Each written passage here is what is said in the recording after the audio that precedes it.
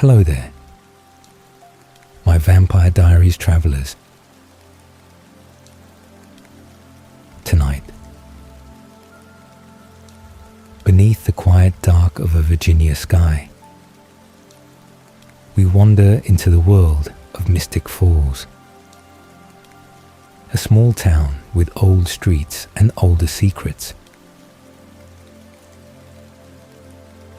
where the founding families built their lives above the graves of things they never fully understood.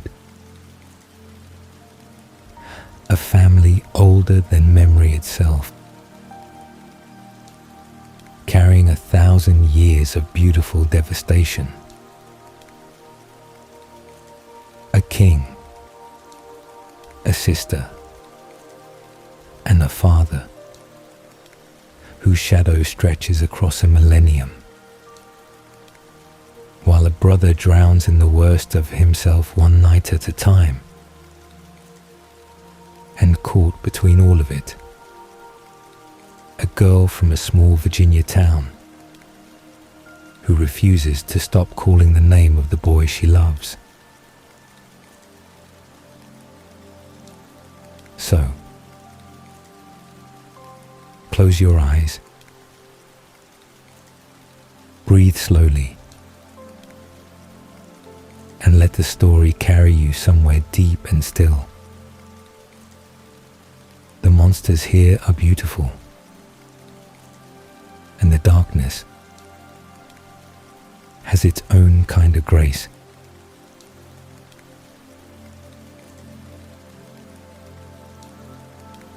The summer that followed the breaking of Klaus's curse was not a summer of peace.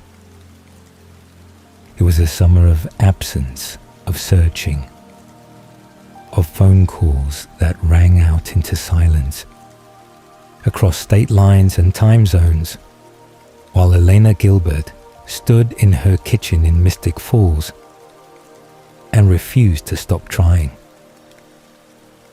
Stefan was gone.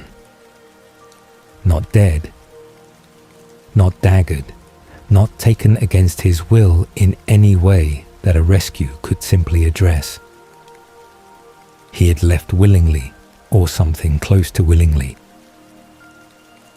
The distinction mattered enormously to Elena, and not at all to the outcome.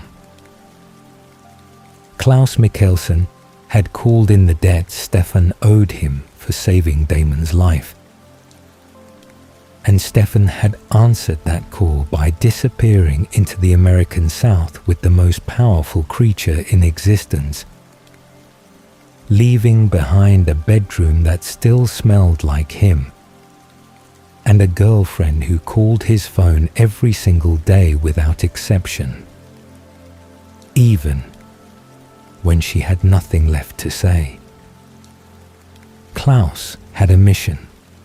He had spent 1,000 years as the only hybrid in existence, half vampire, half werewolf, a creature the natural world had never intended, born of his mother's infidelity and his stepfather's contempt. The breaking of his hybrid curse was supposed to change everything. He had performed the sacrifice on the night of the full moon, had gathered the necessary elements across months of planning and violence, had felt the wolf side of himself finally unlock after 10 centuries of forced dormancy. Standing in the aftermath of that ritual, he had felt something shift in his blood that he had been waiting a millennium to feel. He was whole now, or should have been. He was what he had always been meant to be. What he wanted next was company. The idea of a hybrid army was not merely strategic, though Klaus would have described it that way if pressed, wrapping the truth of it in the language of power and security and leverage. Beneath the strategic framing was something older and more desperate. The logic of a man who had been alone for so long that he had forgotten what belonging felt like, who had daggered his own siblings and carried them in coffins across continents because controlling family was the only form of keeping family he had ever been taught. His brother Elijah had come closest to genuine loyalty, but even Elijah had ultimately chosen Elena's survival over Klaus's plans, and Klaus had punished him for it in the way he punished everything that chose someone else over him. If he could create hybrids, creatures like himself, owing their very existence to him, grateful in the way that only someone who has been given something irreplaceable can be grateful, then he would have something no amount of daggering and manipulation could manufacture. He would have loyalty born of debt and shared nature. He would have a family that could not leave because they had nowhere else to go. He would have at last the thing that had been denied him since the night his mother's spell went wrong and turned him into the only one of his kind. The plan should have been simple. A werewolf in the process of transitioning after their first kill needed only to drink the blood of the doppelganger to complete their transformation into a hybrid. Klaus had Elena's blood drawn before her death on the sacrifice altar and carefully preserved. He had a network of werewolves across the South and Midwest who were willing or sufficiently coerced to accept what he was offering them: immortality, strength, freedom from the misery of the monthly turn. He had Stefan Salvatore, the finest vampire he had encountered in several centuries, serving as both enforcer and companion on the road. What he did not have was a single hybrid who survived the transition. They died screaming, one after another, through the long weeks of that summer. Their bodies accepted the vampire blood, began the transformation, reached the threshold where the werewolf and vampire aspects of their new nature should have merged and stabilized, and then failed, catastrophically and completely, their systems overwhelming themselves in the attempt to become something nature had never sanctioned through this method before. Klaus watched it happen again and again across Tennessee and Mississippi and the Carolina lowlands, and each death settled into him as a weight he had no honest language for. Something was wrong. The curse had broken. He was certain of that, could feel the wolf alive in him in a way it had never been before. And yet the hybrids kept dying, and the blood he had so carefully preserved was apparently not doing what it was supposed to do. And Klaus's certainty about his own plan began to develop hairline fractures he refused to acknowledge but could not entirely ignore. Stefan understood why the hybrids were dying. Or rather, Stefan had been present in the room when someone else had understood, had heard the explanation given, and had stored it in the part of himself that was still fighting for consciousness beneath the surface that Klaus had claimed. The answer had to do with Elena, with the fact that Elena was alive when she was supposed to be dead, that the doppelganger whose blood Klaus was using had survived the sacrifice through Jonathan Gilbert's enchanted ring and Jeremy's desperate grief, and that her continued living existence had broken something in the mechanics of the original curse in ways that preserved blood could not compensate for. But Stefan, in the summer months following his departure from Mystic Falls, was not a man making clean decisions or acting on the information he held.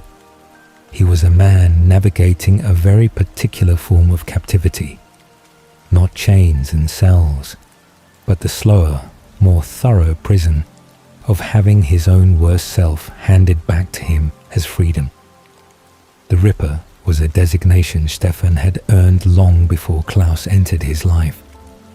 It described a specific quality of his relationship with blood. The way Stefan, when he fed without the structures of restraint he had spent decades building, did not simply lose control, but lost himself entirely. He would feed past the point of satisfaction, past the point of reason, past every boundary, until there was nothing left to take and no one left to harm. And then he would surface from the blackout into the quiet aftermath and piece together what he had done from the evidence surrounding him. The shame that followed was not performed. The horror he felt at his own actions was entirely real, and the compulsion that drove him back to it, given sufficient erosion of the disciplines that held it in check, was equally real. A gravitational pull he had to actively work against every single day of his vampire existence. Klaus had recognized this quality during their previous encounters and understood it not as a flaw to be despised, but as a mechanism to be operated. By removing the structures that had kept the Ripper contained, the daily effort of his relationships, the accountability of being someone's brother and someone's beloved, the small constant investments in being a person rather than a predator. Klaus had effectively handed Stefan's worst self the keys to his body and called it liberation. Stefan fed without limit because Klaus encouraged it, because the Ripper asked no uncomfortable questions and raised no objections to Klaus's methods, because a Stefan without conscience was a Stefan without the capacity to refuse. What Klaus had not fully accounted for was the part of Stefan that refused to die regardless of what was done to it. It did not express itself through dramatic gestures or early acts of defiance. Stefan in those first months was not staging rebellions. He was doing something quieter and more difficult. He was surviving, keeping enough of himself present beneath the Ripper's surface to remember his own name, to hold the shape of Eleanor's face in his mind like something precious, kept in a closed hand, to maintain the knowledge that there was a difference between the thing he was currently performing and the thing he actually was. The cost of this was enormous and invisible. Every day of compliance with Klaus's directions, every feeding that served Klaus's purposes, every morning Stefan woke as the Ripper and chose to keep the real Stefan alive somewhere underneath, was a day spent bleeding from wounds that left no marks. In Mystic Falls, Dom Salvatore managed the situation with a particular brand of pragmatic, self-protective affection that had always characterized his relationship with the things he cared about most. He drove long stretches of highway with Elena in the passenger seat, following the geography of Stefan's movements as best they could reconstruct it. He made phone calls, pulled favors from contacts built across a century and a half of vampire existence, tracked credit card records through compelled bank employees, pieced together a scattered trail of Stefan's passage through cities and roadside towns. He shared what he found with Elena, without editorializing, without offering his actual assessment of Stefan's condition or the likelihood of recovery. What Damon thought, privately, was something he kept entirely to himself. He had known Stefan's Ripper self before, had watched it emerge and consume his brother during decades of the 19th and 20th centuries, had seen how completely Stefan could disappear into that particular darkness and how long the disappearance could last. He knew things about the Ripper that Elena did not know, and that he had no intention of telling her, because Elena's refusal to accept that Stefan was gone was the only engine of forward motion they had. Her faith was irrational and possibly delusional and entirely necessary. So Damon kept driving, kept finding small evidence, kept placing those findings before her like a man, building a road one stone at a time. Without any certainty, it led anywhere. His own feelings during this period were a complication he managed with characteristic efficiency by refusing to examine them directly. That he was in love with Elena Gilbert was a fact he had been aware of for longer than he found comfortable to acknowledge.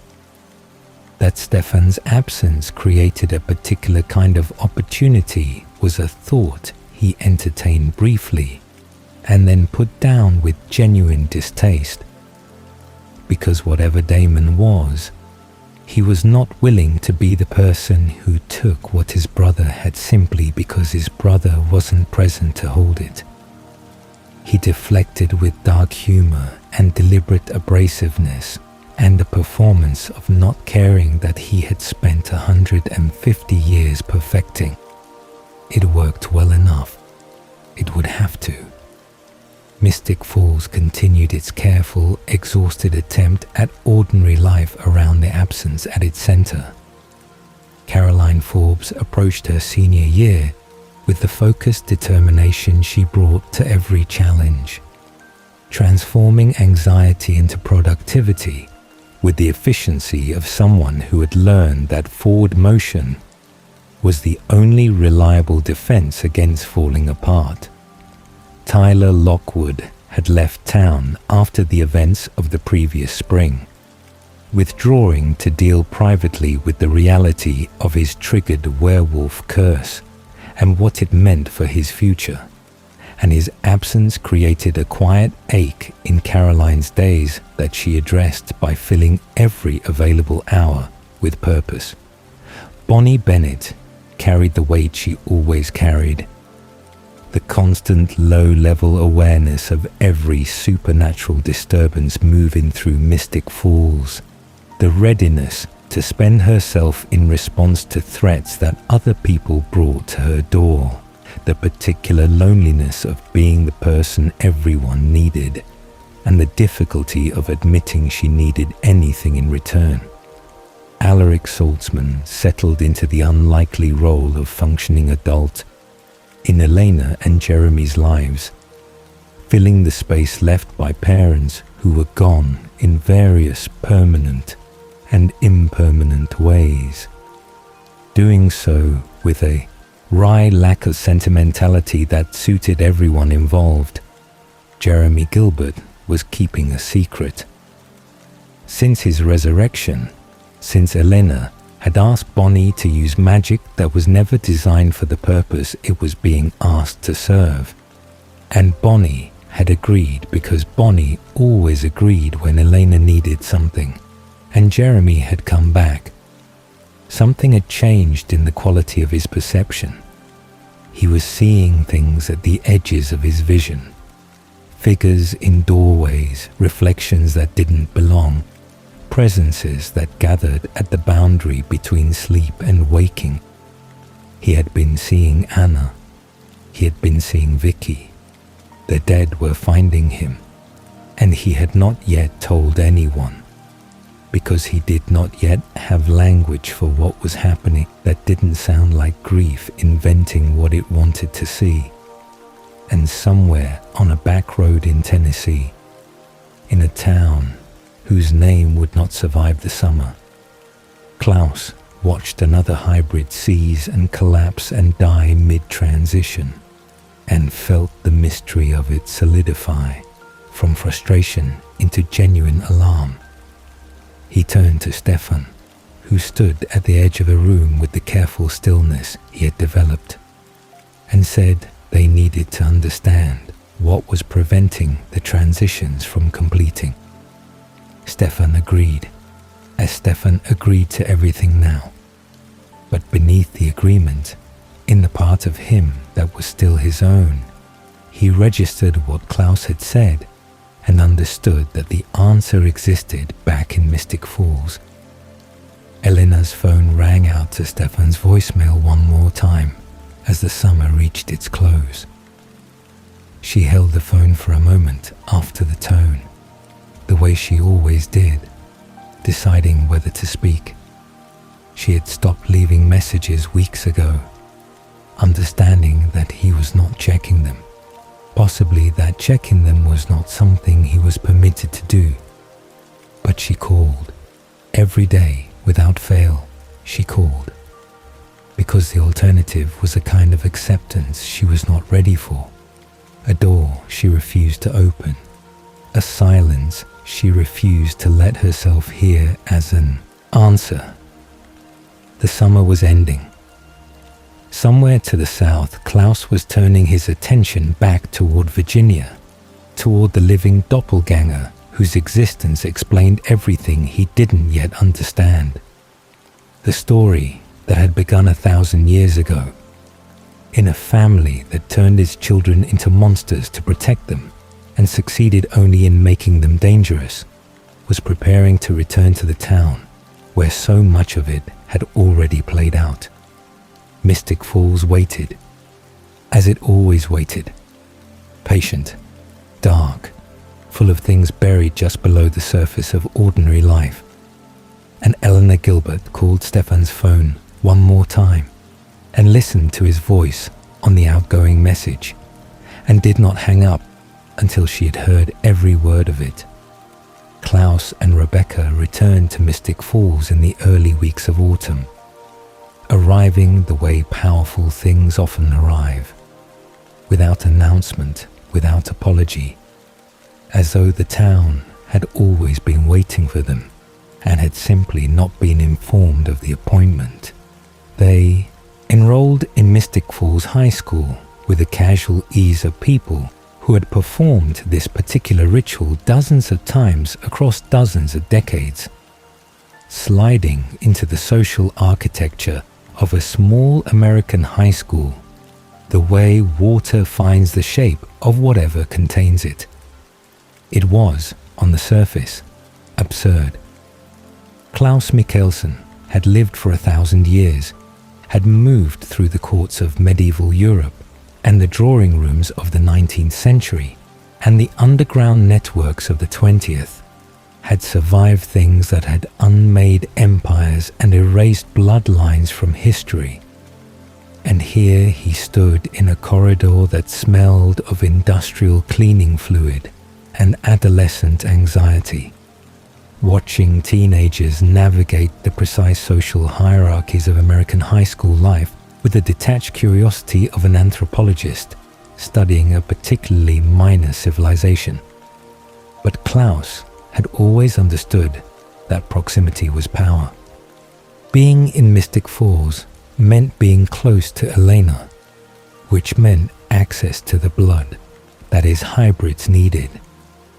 Being in the high school meant being woven into the daily fabric of his enemies' lives, present in their peripheral vision, a constant reminder of what he was and what he could do.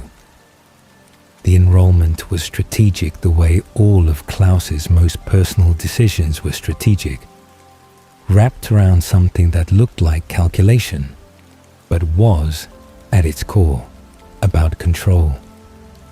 Rebecca's reasons were different and more honest. She had been daggered for decades before Klaus revived her, pulled back from a dreamless silver sleep into a world that had moved on entirely without her. The last time she had walked through a school corridor, schools had looked nothing like this. The last time she had been a teenage girl navigating social dynamics, the stakes of those dynamics had been entirely different. Marriage prospects and family alliances, and the opinions of people whose grandchildren were now long dead.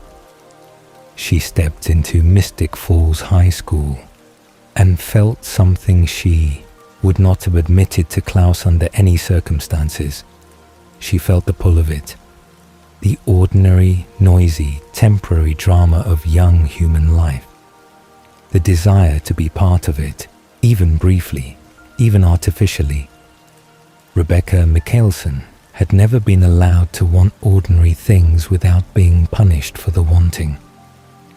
She had wanted normal lives in various centuries and had been daggered for pursuing them, packed away in a coffin whenever her desire for something outside of Klaus's orbit became inconvenient to his plans. She had learned to conceal the wanting, to perform the superiority that her original status was supposed to make effortless and natural. But underneath the performance, the wanting remained, persistent, unfashionable, entirely human in a creature who had not been human for 1,000 years. She found Matt Donovan within the first week. Matt was the most straightforwardly human person in Mystic Falls, which was saying something in a town this saturated with the supernatural. He had no vampire blood, no witch ancestry, no werewolf gene waiting to be triggered. He worked shifts at the Mystic Grill, played football with the focused dedication of someone for whom the sport was one of the few uncomplicated good things in a life that had not offered many. And he navigated his friendship with Eleanor and Caroline and the rest of their supernatural adjacent circle with a good-natured bewilderment that never quite curdled into resentment. He was, in every meaningful sense, exactly what Rebecca had been looking for without allowing herself to look. She pursued him with the directness of someone who had watched human courtship rituals across 10 centuries and found the indirection of them exhausting. Matt was confused by her attention, wary in the instinctive way that people who grew up in Mystic Falls developed toward beautiful strangers who showed too much interest too quickly. But Rebecca was charming when she chose to be, and she chose to be, and Matt's wariness softened by degrees into something that resembled genuine connection, which was precisely what Rebecca wanted, and precisely what made the whole arrangement dangerous.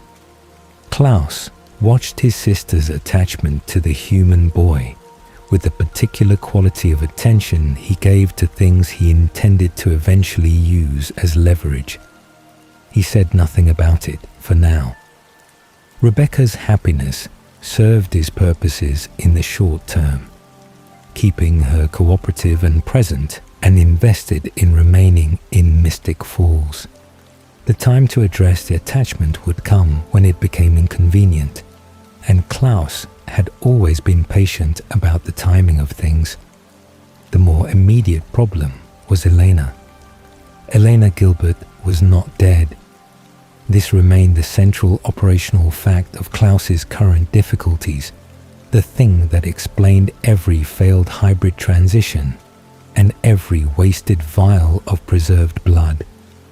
She had been sacrificed correctly, had died on the altar by every measurable standard, and had been brought back through a piece of magic that should not have been powerful enough to accomplish what it accomplished.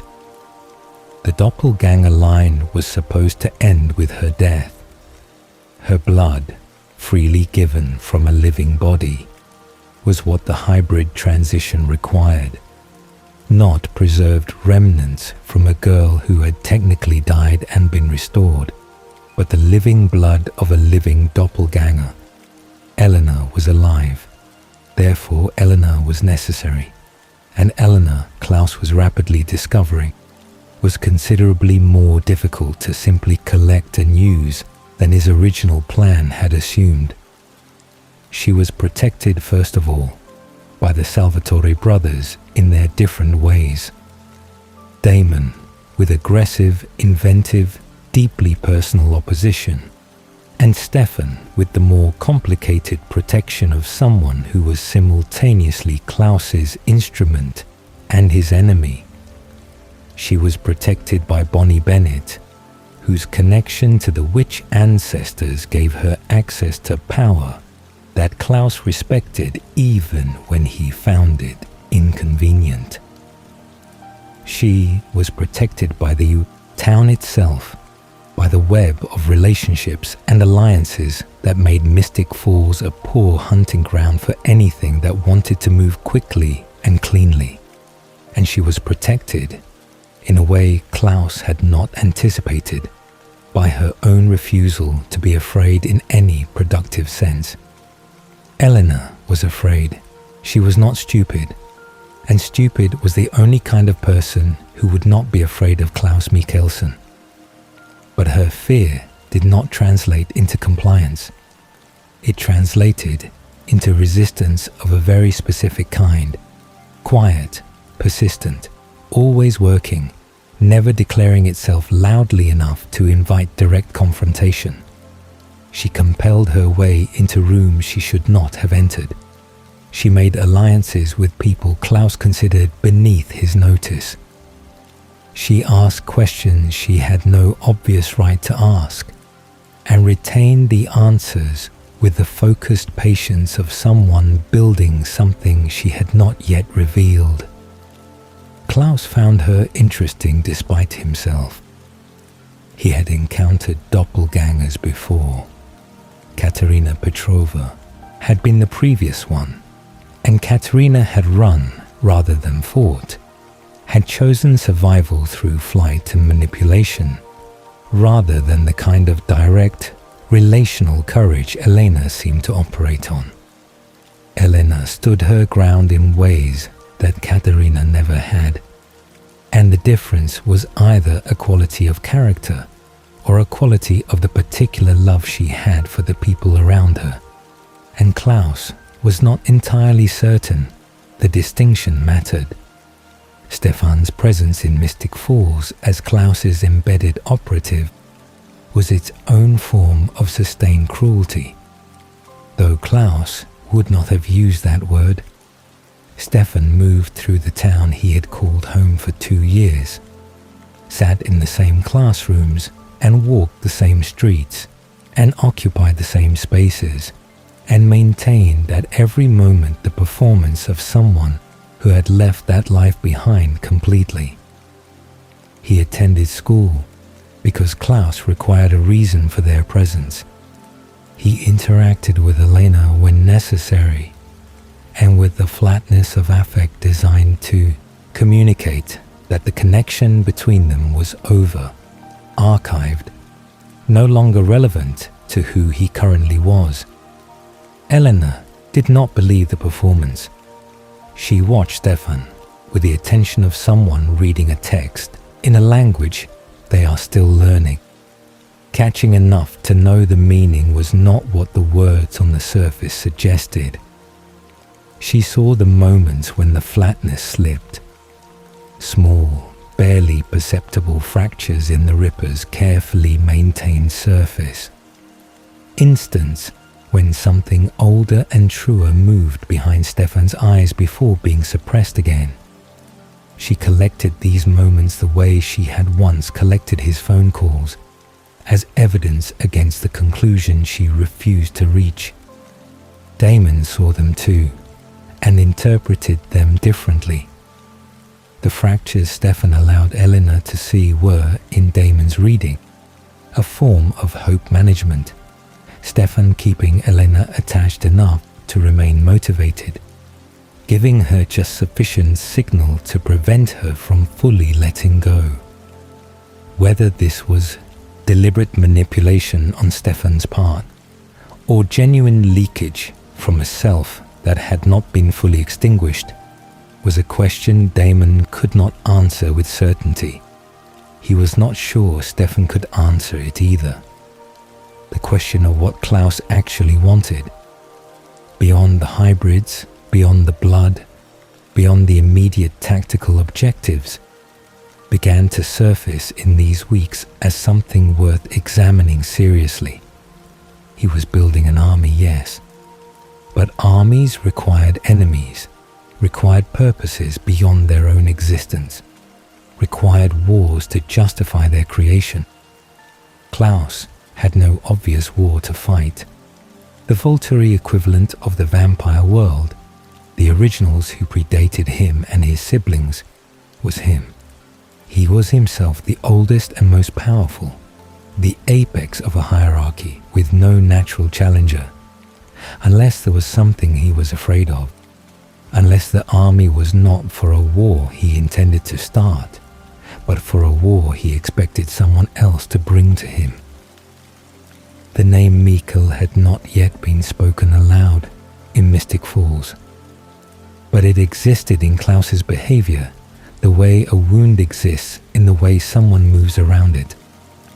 Present in every overcalculation, every redundant contingency, every moment when Klaus's confidence shaded into something that looked, very briefly, like the hypervigilance of a man who had been running for a very long time and had not entirely stopped looking over his shoulder even now. Rebecca knew the name. She carried it the way all the Mikkelsen siblings carried it, as a piece of very old, very specific fear, the kind that does not diminish with time because the thing that caused it has never been resolved or removed, only temporarily escaped. She did not speak it either. Some things in the Mikkelsen family were understood without being said, agreements maintained through the collective silence of people who had learned that naming certain things made them more real. Elena would eventually learn the name. She was already learning enough to understand that what she was dealing with was not simply a very powerful, very old vampire with a personal vendetta and a complicated family history. She was dealing with the center of something that had been unfolding for 1,000 years, something that Mystic Falls had become entangled in long before any of its current residents were born, something whose full shape she could not yet see, but whose edges she was beginning to trace. Autumn settled over Mystic Falls in the way it always did, the trees turning along the ridge lines, the air carrying the first suggestions of cold, the town preparing for its seasonal calendar of events with the determined normality of a place that had learned to hold its festivals and its secrets simultaneously. And beneath the surface of all of it, quiet and patient and ancient, the original family made itself at home in a town that had no idea what it had let through its doors. Beneath Mystic Falls, older than the town itself, older than the European settlement that had eventually grown into it, there were caves. Not the kind of caves that appeared on geological surveys or hiking maps, not the kind that local children dared each other to explore on autumn weekends when the air carried the first suggestion of winter, and adventure felt appropriately contained by the nearness of warm houses and reliable parents. These were something else entirely. Deep passages carved into the Virginia limestone by time and water, and the slow insistence of the earth rearranging itself across millennia, their walls bearing marks that had been made by human hands long before the founding families arrived with their carriages and their compasses and their careful records of everything they intended to own and everything they intended to forget. The petroglyphs had been there for 1,000 years. They told a story in the language of symbols and images that predated written English, predated the colonial period, predated almost every institution that Mystic Falls had built its civic identity upon. When Elena and her friends discovered them, guided there by the particular chain of supernatural coincidences that seemed to govern life in Mystic Falls with the precision of an unseen hand, they found themselves standing before something that recontextualized everything they thought they understood about the world they had been living in. The drawings were not decorative. They were not the casual marks of people passing time in an underground shelter. They were a record, deliberate and structured, made by someone who understood that what they were documenting needed to survive longer than the people who had lived it. The drawings told the story of the original family. They had come to the New World 1,000 years ago, crossing from Scandinavia in the longships of their era, following rumors of a land where a particular kind of strength could be found, where werewolves lived freely among the indigenous people, where the land itself seemed charged with something older and wilder than the civilizations they had left behind. The family that made this crossing was not unusual by the standards of their time. They were a warrior family, Norse in culture and heritage, shaped by the particular combination of beauty and severity that the Scandinavian world produced in that era. People who understood cold and darkness and the necessity of endurance, who built their identities around survival and loyalty, and the willingness to meet violence with greater violence when the situation demanded it. Mikael was the father, a Viking warrior of considerable reputation, a man whose physical dominance was matched by an emotional severity that his era rewarded publicly and his children suffered privately. He was not a cruel man in the way that deliberate sadists are cruel. He did not take pleasure in the suffering of others for its own sake. He was cruel in the way that very strong, very certain people are cruel when they have never been required to develop softness, when the world has always bent to their force, and they have mistaken this for a law of nature rather than a circumstance of power. He loved his children in the way he understood love, which was as a form of ownership combined with expectation, and he had never learned to distinguish between the two. Esther was the mother, and Esther was something Mikael was not. She was a witch, not merely a woman with knowledge of herbs and remedies, but a genuine conduit for the power that ran through the natural world, a person whose connection to the forces underlying visible reality was deep and trained and real. She was devoted to her family with the total consuming investment of a woman who had made her children the entire architecture of her meaning. She loved them with a completeness that should have been simple, and was, in practice, enormously complicated, because love of that totality does not always know its own boundaries, does not always recognize the moment when devotion becomes something that serves the lover's needs more than the beloved's. They settled in the New World with the pragmatic efficiency of people accustomed to carving habitation out of hostile landscapes. They built. They established relationships with the people already living on that land, the complex negotiations of coexistence that such encounters required. They made a life, imperfect and functional, in a place that was genuinely new to them. And for a time, the family held together with the cohesion that shared hardship and geographic isolation can produce. Then they lost Henrik.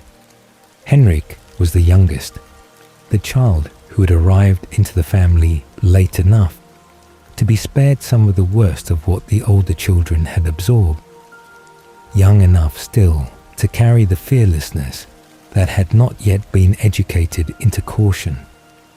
He was curious about the werewolves who lived among the neighboring people, drawn to the spectacle of their transformation on the full moon nights with a fascination that his older siblings recognized as dangerous and could not entirely extinguish.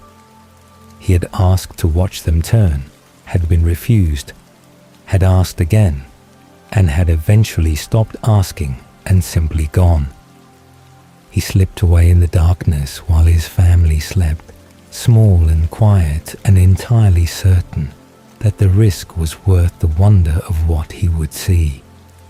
He was wrong about the risk in the way that children are wrong about risks, not through stupidity, but through the simple absence of the information that would have changed his calculation. The werewolves in transformation were not the people he had spoken with during daylight hours. There was something else entirely in those moonlit hours, something that operated on instinct and hunger rather than recognition and restraint. And Henrik was small and human and alone, and by the time Klaus reached him, the damage was complete and irreversible. He was the youngest. He should have been the safest.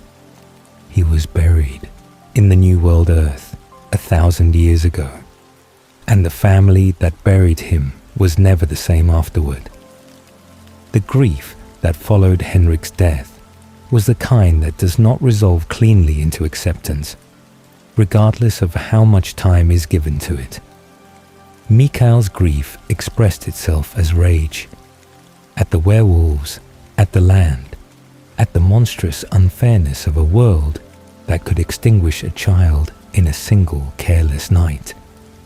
He directed this rage outward with the focus of a man who needed an enemy more than he needed understanding, because understanding required sitting with the grief itself, and Mikael had never learned to sit with anything that could not be fought.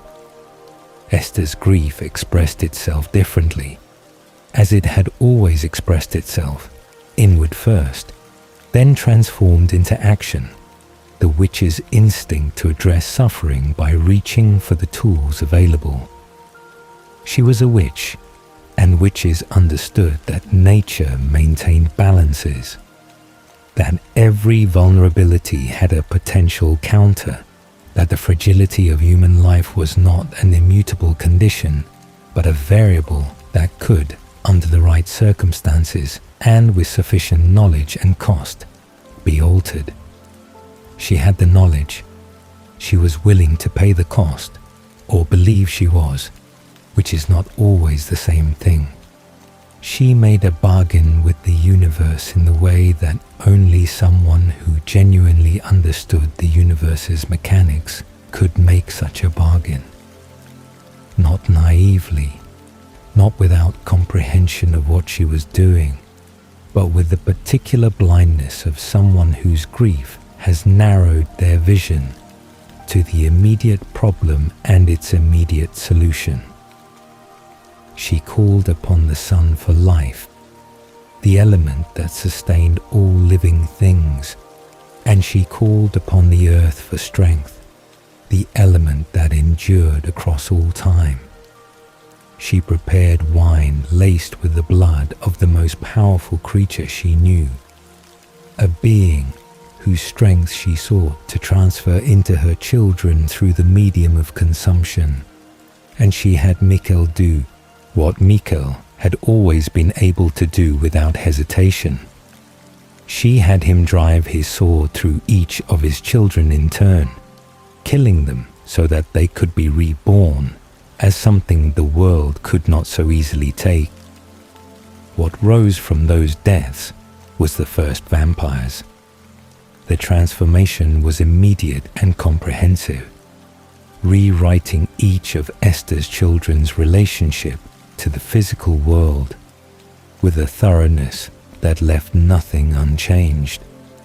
Their strength became something that operated outside the boundaries of human musculature, capable of feats that should have been structurally impossible for bodies of their size and weight. Their speed collapsed the distance between intention and arrival in ways that made the concept of pursuit essentially irrelevant. They could be somewhere before the decision to go there had fully formed. Their senses sharpened until the world arrived with an intensity that took years, sometimes decades, to learn to process without being overwhelmed by it. Every sound, every scent, every variation in the texture of air and light, all of it amplified to a level that transformed the familiar world into something almost unbearably vivid. They healed from wounds that would have killed them hours before, the damage reversing itself with a speed that seemed to mock the laws of biology. They did not age. The faces they wore on the night of their transformation were the faces they would wear for as long as they existed, preserved in the precise moment of their death and rebirth, with an exactness that time could not erode. They would not die by any ordinary means, not disease, not the violence of human weapons, not the accumulated weight of years. But nature, Esther was learning, does not make bargains without collecting on them in full, and the collection was immediate and thorough. The sun that had given them life now threatened it in direct exposure, burning their skin with an intensity that reflected the profound wrongness of what they were attempting to do in daylight hours. Creatures of death moving through the world of the living, tolerated by the sun only through the mediation of daylight rings fashioned with witch magic. The loophole Esther built into her own spell because she could not bear to have created children who could never feel the sun. The earth that had given them strength now drew a line around human homes. The spaces that living people had claimed and consecrated through habitation, barring the new creatures from crossing those thresholds unless a living person invited them in, as if the earth was maintaining a distinction between the world of the living and the world of the dead that Esther's spell had blurred but could not entirely erase. And from the white oak tree, the ancient tree whose wood Esther had incorporated into her spell as a living element, the growing thing that connected her working to the natural world, came the one true weapon. A stake carved from white oak ash could kill an original completely and permanently, ending an existence that no other force could end. Nature had provided the counter to its own violation, built the remedy into the very materials of the transgression. Esther had not foreseen this, or had not allowed herself to foresee it, which amounted to the same thing. The hunger came last in the accounting, but first in the experience. The need for blood was not incidental to what Esther's children had become. It was not a side effect to be managed or a weakness to be overcome through sufficient discipline. It was structural, woven into the deepest layer of their new nature, as fundamental to their existence as breathing had been to their human lives. They needed human blood the way the living world needed water, with a constancy and an urgency that operated below the level of conscious choice. A gravitational force that never fully released its hold, regardless of how much time passed or how much control was developed. Esther had understood in the abstract that her children would need to feed.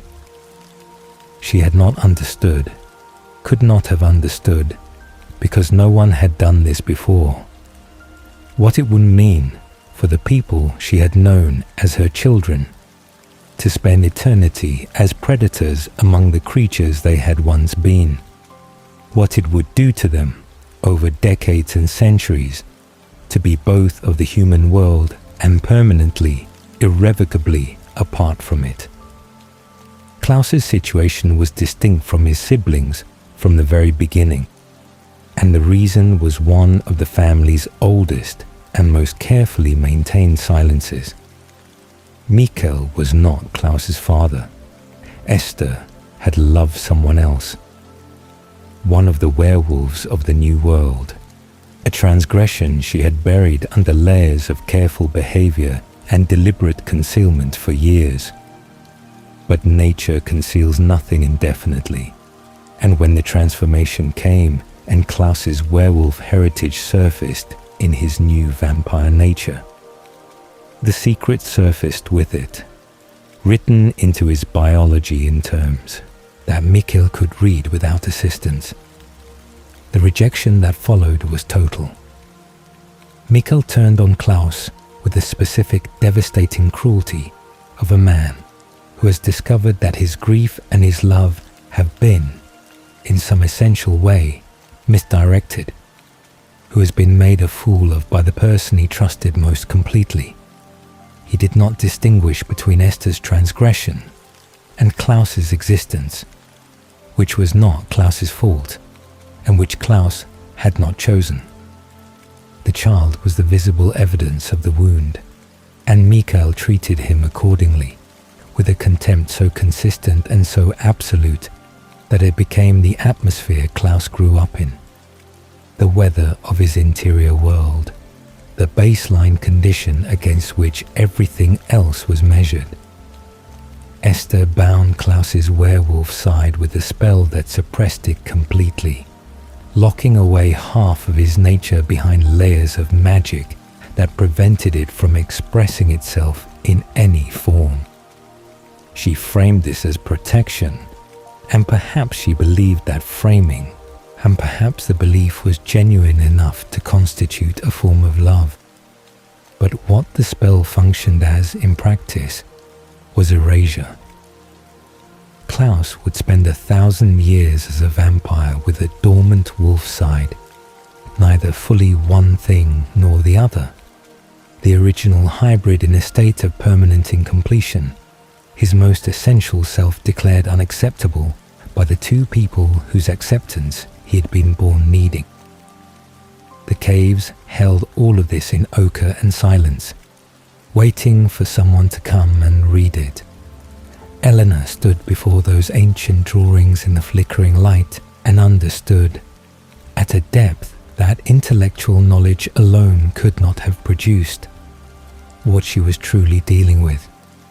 Not a villain, not a monster in the simple sense that word implied, something older and more painful than either, a family broken so thoroughly at its origin that the fractures had been widening for 1,000 years, and Mystic Falls had somehow become the place where all of that ancient damage was finally arriving at its reckoning. Stefan Salvatore had always understood that the Ripper was not a separate entity. It was not a demon that took possession of him, not an external force that arrived uninvited and commandeered his body, while the real Stefan watched helplessly from somewhere inside. The Ripper was him, a version of himself that existed in the absence of the structures he had spent decades constructing to contain it. The self that emerged when everything he had built his identity around was systematically removed. This was the thing that made it so much harder than simple possession would have been. You could not exorcise something that was genuinely part of you. You could only choose continuously and at great cost not to let it be the part that governed. Klaus had understood this distinction perfectly when he made his offer, which was what made the offer so precise and so devastating. He had not asked Stefan to become something he wasn't. He had simply removed every reason Stefan had to be something he was. The return to Mystic Falls changed the parameters of Stefan's situation in ways that were simultaneously better and worse than the months on the road had been. Better because Elena was here. Her presence a constant low-frequency signal beneath the noise of everything Klaus required Stefan to perform. A reminder that the person he was trying to preserve still had someone who believed in his existence. Worse, for exactly the same reason. Being near Elena, while maintaining the performance of not caring about her, was a specific and sustained form of suffering that the road had not required of him. Distance had been its own kind of mercy. Proximity was not. He moved through the school corridors and the streets of Mystic Falls with the careful flatness he had developed over the summer, a quality of effect designed to communicate that the connections of his previous life had been archived, rendered historical, no longer live. He answered questions with minimal information. He avoided situations where genuine response might surface unbidden. He kept his interactions with Elena transactional when they could not be avoided entirely, giving her the minimum that social mechanics required and nothing beyond it. Elena did not believe any of it. This was both the most painful and the most sustaining fact of Stefan's existence during this period, that she saw through the performance with a clarity that suggested either profound love or profound perceptiveness, and in her case appeared to be both simultaneously. She watched him the way she had always watched him, with the full attention of someone who had learned to read the specific grammar of his silences, and what she read in those silences was not what he was attempting to communicate. She collected evidence, small things, barely perceptible moments when something older than the Ripper moved behind his eyes before being suppressed again. The fractional hesitation before he said something cruel. The way his posture changed imperceptibly when she was in physical danger. A readiness that the Ripper had no reason to maintain, but that Stefan's body remembered without being asked. She did not confront him with this evidence directly, understanding instinctively that direct confrontation would only cause him to close off the fractures she was reading through. She simply continued watching, and continued knowing, and continued being present in a way that required nothing from him, and therefore could not be strategically managed. The coded resistance Stefan maintained during these months was quiet to the point of near invisibility. He was not staging visible rebellions.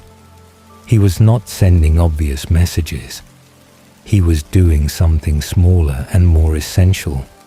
He was refusing to fully become what Klaus needed him to be, maintaining just enough of his actual self beneath the surface of his compliance to ensure that when the time came to act, there would still be something there capable of acting. It was a form of survival rather than heroism, and Stefan understood the distinction clearly. He was not being brave. He was simply declining to die completely. The information he held, that Elena's living blood was the key to the hybrid transitions, that her survival had broken something in the mechanics of Klaus's plan, was a piece of leverage he kept carefully in reserve. There were things Klaus did not know that Stefan knew. The value of this was not immediate, but it was real, and Stefan had learned enough about long games across his vampire existence to understand that premature disclosure was almost always a mistake. The information would matter at the right moment. The right moment had not arrived. Klaus's demands during this period were varied and specific. He required Stefan's presence as both enforcer and social cover. Stefan's ability to move through Mystic Falls without raising alarm was a resource Klaus used with practical efficiency, sending him to gather information, manage complications, maintain the performance of normalcy that allowed their presence in the town to continue without triggering the kind of organized resistance that Mystic Falls was demonstrably capable of mounting when sufficiently motivated. Stefan complied with these requirements with the flatness he had cultivated, doing what was asked with the minimal investment of self that made compliance possible without making it feel like endorsement. The feeding was the hardest part, not the act itself, or not only the act. Stefan had been the Ripper before, had lived with the aftermath of it before, had rebuilt himself from the ruins of it before. What made it hardest was the consciousness he was maintaining. During his earlier Ripper periods, the loss of self had been more complete, the blackouts more total, the distance between the act and the awareness of the act sufficient to provide a kind of insulation that was not mercy but functioned like it. Now, Klaus's management of his feeding ensured that the awareness remained, that Stefan surfaced into the aftermath with full knowledge of what had happened, rather than the fragmentary evidence of a blackout.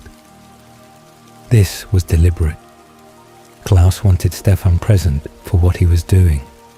Complicity required consciousness. Stefan endured it the way he endured everything during this period, by keeping his attention on the thing he was preserving rather than the thing he was losing.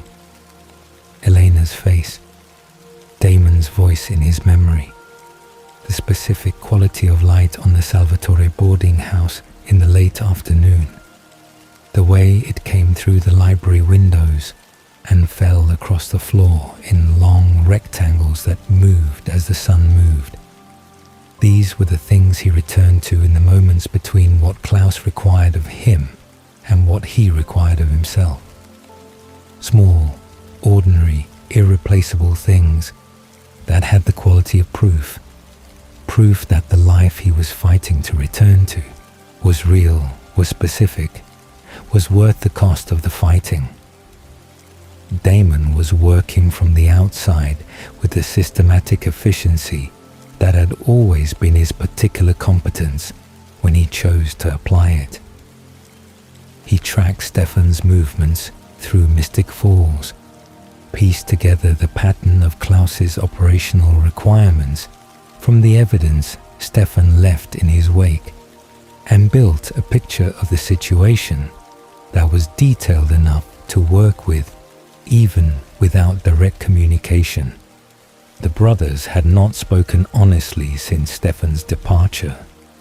Their interactions in Mystic Falls were conducted in the presence of Klaus's awareness, which meant every word was a performance calibrated for an audience neither of them acknowledged.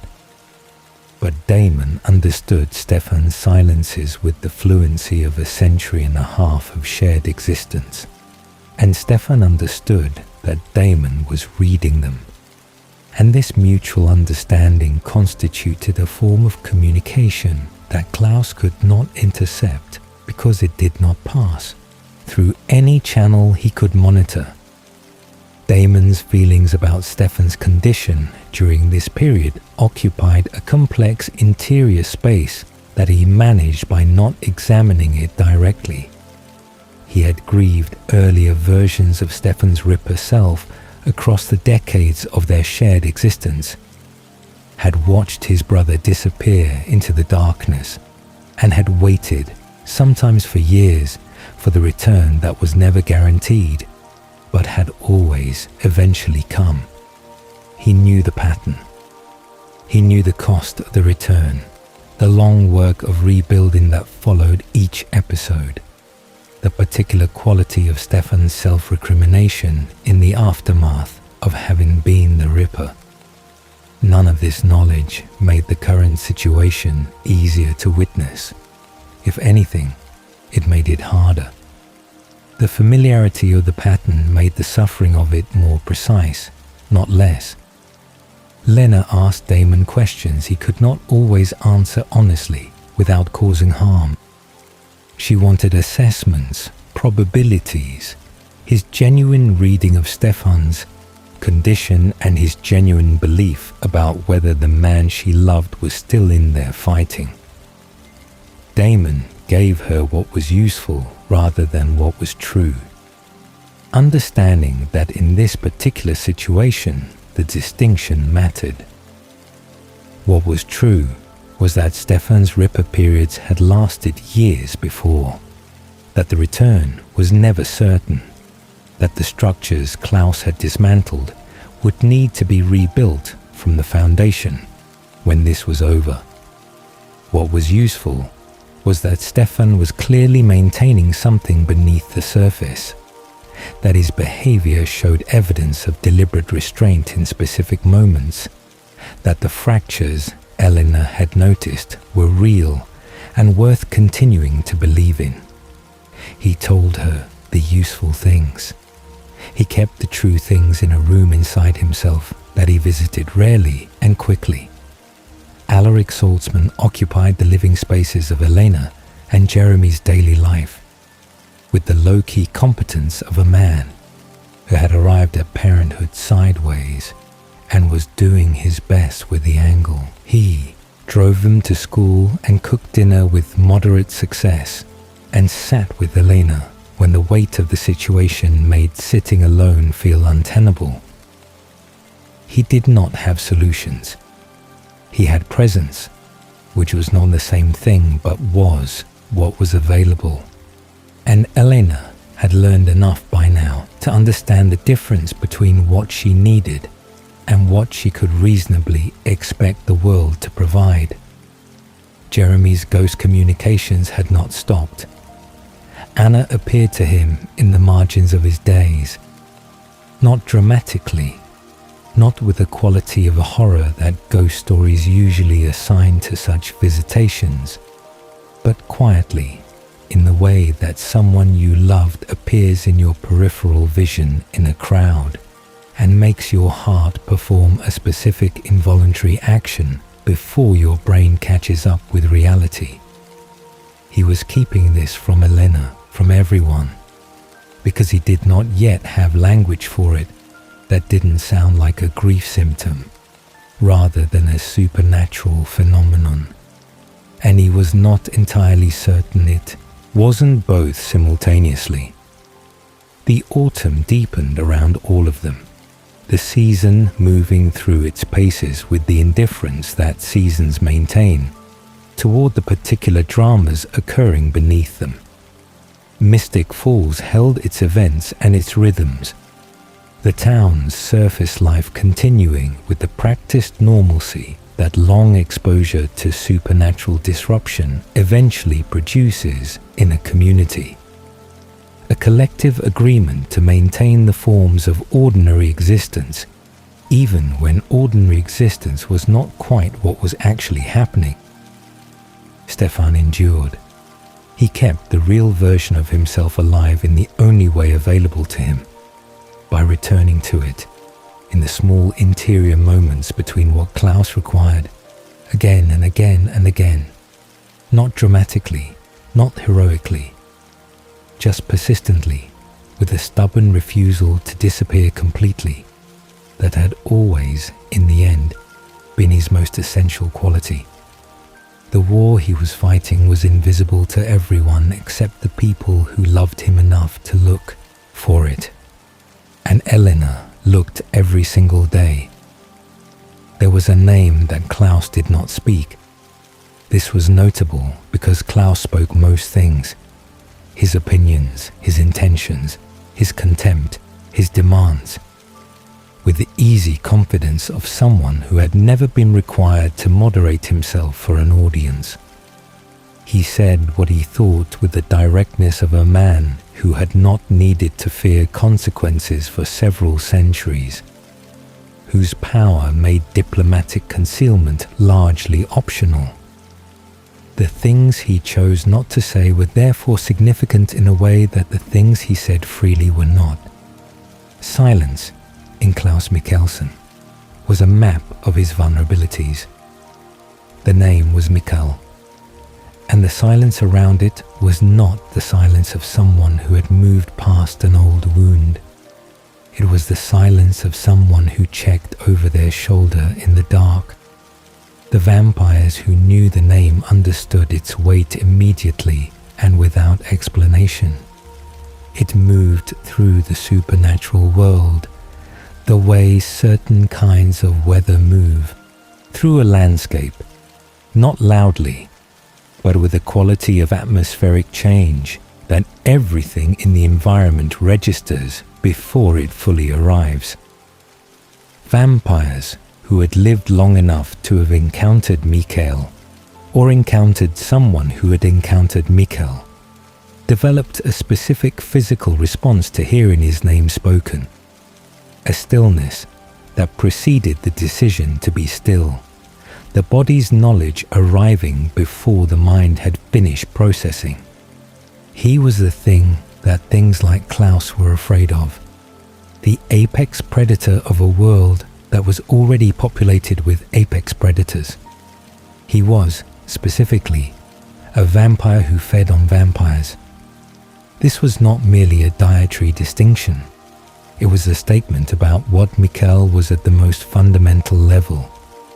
A creature who had turned the power granted to him by Esther's spell back against the very category of being that spell had created. He had lived for 1,000 years on the blood of vampires rather than humans, which required that he hunt the things that humans could not hunt, that he be stronger and faster and more ruthless than beings who were themselves already stronger and faster and more ruthless than anything the natural world produced. He had accomplished this through a combination of genuine power and the particular psychological advantage of being the thing that hunted hunters. The terror he produced preceded him everywhere, softened his prey before he arrived, made the hunting easier through reputation alone. He was also, beneath all of this, a father, which was in some ways the most terrifying thing about him. The relationship between Mikael and Klaus was not the simple relationship of a hunter and his most wanted target. Though it contained that element, it was the relationship of a father who had decided 1,000 years ago that one of his children was not his child at all. Not in any sense that mattered. Not in any sense that obligated him to the feelings and restraints that the word father usually implied, and who had spent the subsequent millennium pursuing that child with the focused, inexhaustible energy of someone whose hatred had become their primary purpose.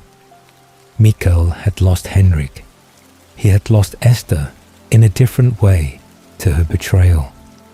He had turned his surviving children into vampires and then found that he despised what they had become, despised himself for what he had allowed to be done, directed that self-directed contempt outward at the most available target. Klaus was the most available target and also the most deserving one in Mikael's internal accounting, for reasons that had nothing to do with Klaus's actual culpability and everything to do with what Klaus represented. The evidence of Esther's infidelity, the mark of a lineage Mikael had not chosen and could not forgive. The original siblings who remained in the world, those not yet daggered and coffined by Klaus, understood Mikael as a force of nature rather than a person, something to be fled from rather than engaged with, something that did not negotiate and did not tire, and did not eventually decide the pursuit was no longer worth the effort. He had been hunting Klaus across 1,000 years and had not stopped. And every vampire who knew this history understood implicitly that the only reason Klaus was still alive was that Klaus was very, very good at running. This was the context in which Klaus's hybrid army made a different kind of sense than the one he publicly offered. An army of hybrids, creatures loyal to him by nature and by debt, creatures that could not be compelled by other vampires because their werewolf side provided immunity to vampire compulsion. Creatures tied to him through the sire bond in a way that made their loyalty structurally reliable rather than merely chosen. Was not primarily a tool of conquest. It was a wall. It was the thing that stood between Klaus and the father, who had been hunting him since before America existed. The insurance policy against a threat so old and so persistent that Klaus had apparently concluded it would never permanently resolve itself, and had decided instead to make himself impossible to reach. The daggered siblings in their coffins were part of this same logic, understood from this angle with a clarity that Klaus's framing of them as family preservation had always obscured. He carried his siblings with him not only because he could not bear to let them leave, but because they were assets, leverage against enemies, proof of his power, and in some cases genuine weapons that could be deployed when the tactical situation required it. Elijah had been daggered after the events of the previous season, placed back in his coffin after he had made the mistake of choosing Eleanor's survival over Klaus's plan, and he slept in the dark with his siblings in a state that was not death and was not life, preserved in the amber of Klaus's need to keep everything he considered his within reach and under's control. Elena learned about Mikkel through the careful, incremental process of asking questions that Klaus's presence in Mystic Falls made newly urgent. She asked Rebecca first.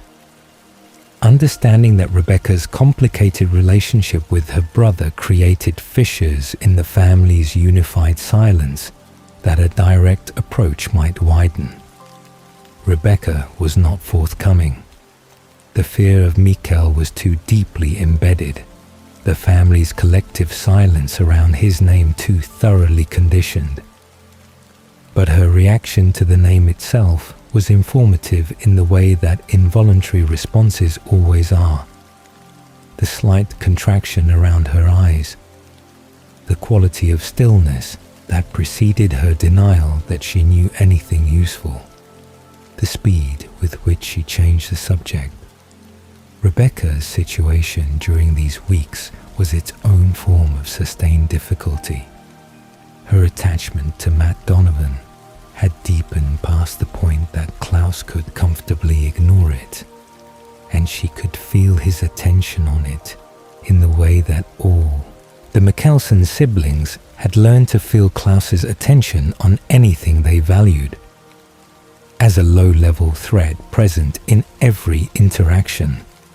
The awareness that what you loved could be taken from you at any moment, and that the decision about whether and when to take it rested entirely with someone else.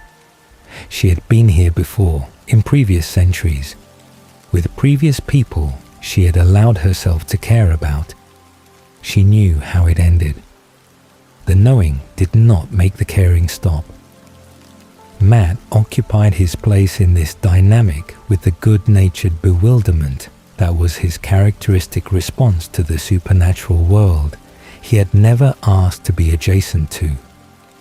He liked Rebecca in the uncomplicated way that he liked things, genuinely, without strategic calculation, with the straightforward warmth of someone who had not yet developed the elaborate self-protective architecture that more experience with supernatural beings might eventually require. He did not fully understand what she was or what being close to her meant for his safety. Rebecca understood this clearly, and the understanding made her feel something between tenderness and guilt that she had no clean language for. Damon located Mikkel before Eleanor did. Through the network of contacts and compelled informants he maintained with the practical efficiency of someone who had learned that information was the most reliable currency available to someone in his position. What he found confirmed and exceeded what the name's reputation had suggested. Mikhail was not merely a threat in the abstract. He was a specific, located, currently active threat. Not dormant, not contained, not safely distant. He was moving, following information about Klaus's whereabouts with the methodical patience of someone who had been doing this for a very long time and had learned to be thorough rather than fast. The possibility of using Mikhail as a weapon against Klaus was not immediately obvious, and when it first surfaced as a tactical option, it seemed more like desperation than strategy. The logic was straightforward enough on its surface. Mikhail wanted Klaus dead. Elena and her allies wanted Klaus neutralized. The alignment of these objectives created the theoretical possibility of cooperation. The problems with this logic were numerous and significant. Mikhail was not a potential ally in any conventional sense. He was not a being that made alliances of the type that could be relied upon or managed.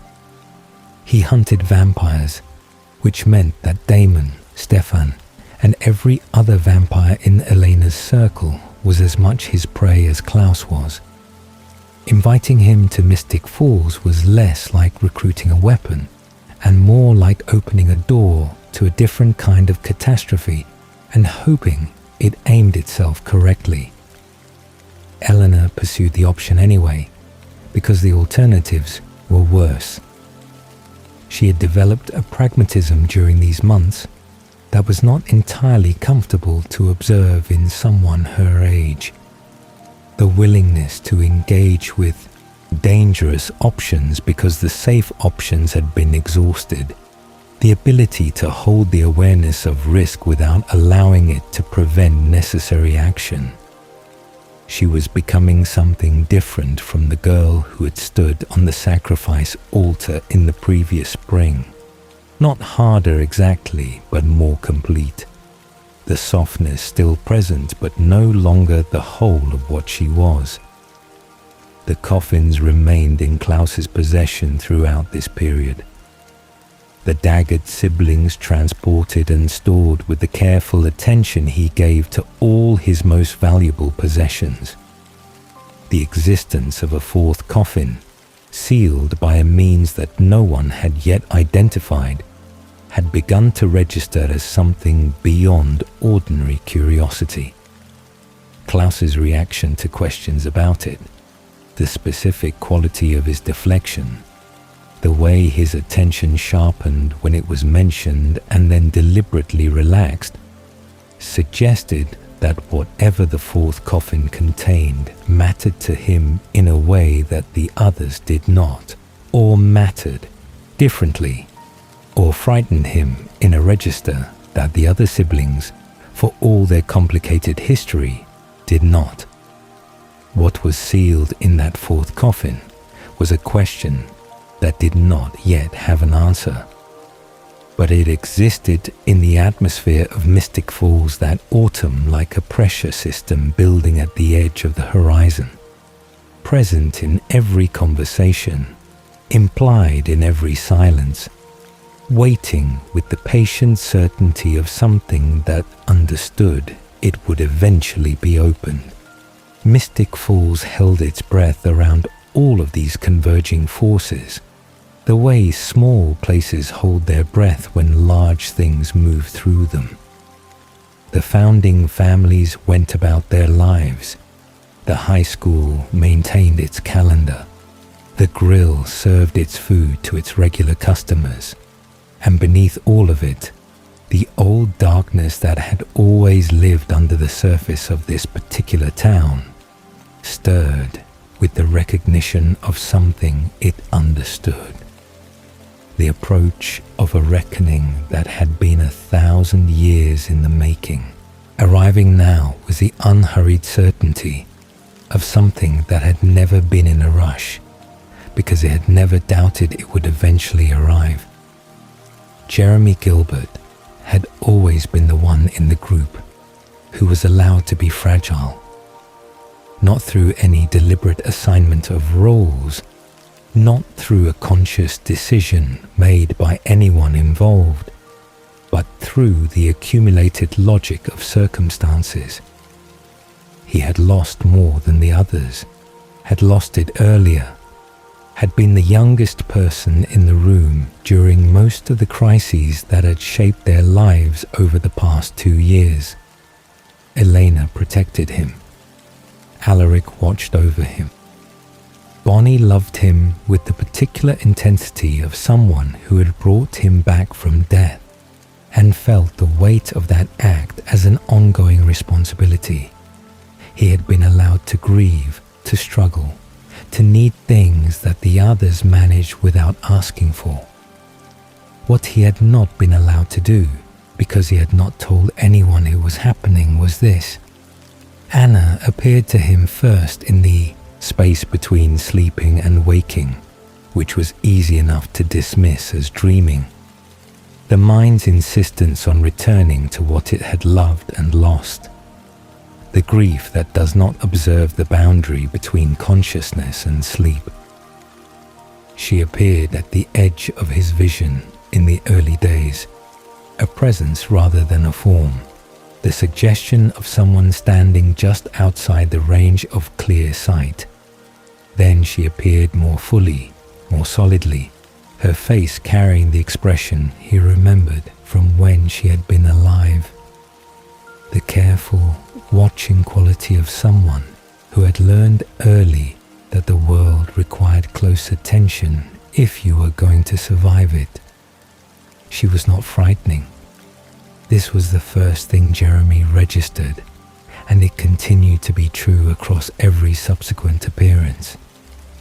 Anna did not carry the quality of horror that ghost stories assign to visitations from the dead. She carried the quality of Anna, the specific, irreplaceable texture of a person he had loved, preserved with an exactness that his memory alone could not have manufactured. She was too precise to be a grief symptom, too consistent, too much herself. Vicky appeared differently, where Anna's presence had a quality of gentleness, of someone choosing carefully when and how to make herself known. Vicky arrived with the chaotic energy that had characterized her living self. Unpredictable, urgent, carrying a distress that expressed itself in the fragmented, non-linear way of someone who did not have full control over their own appearances.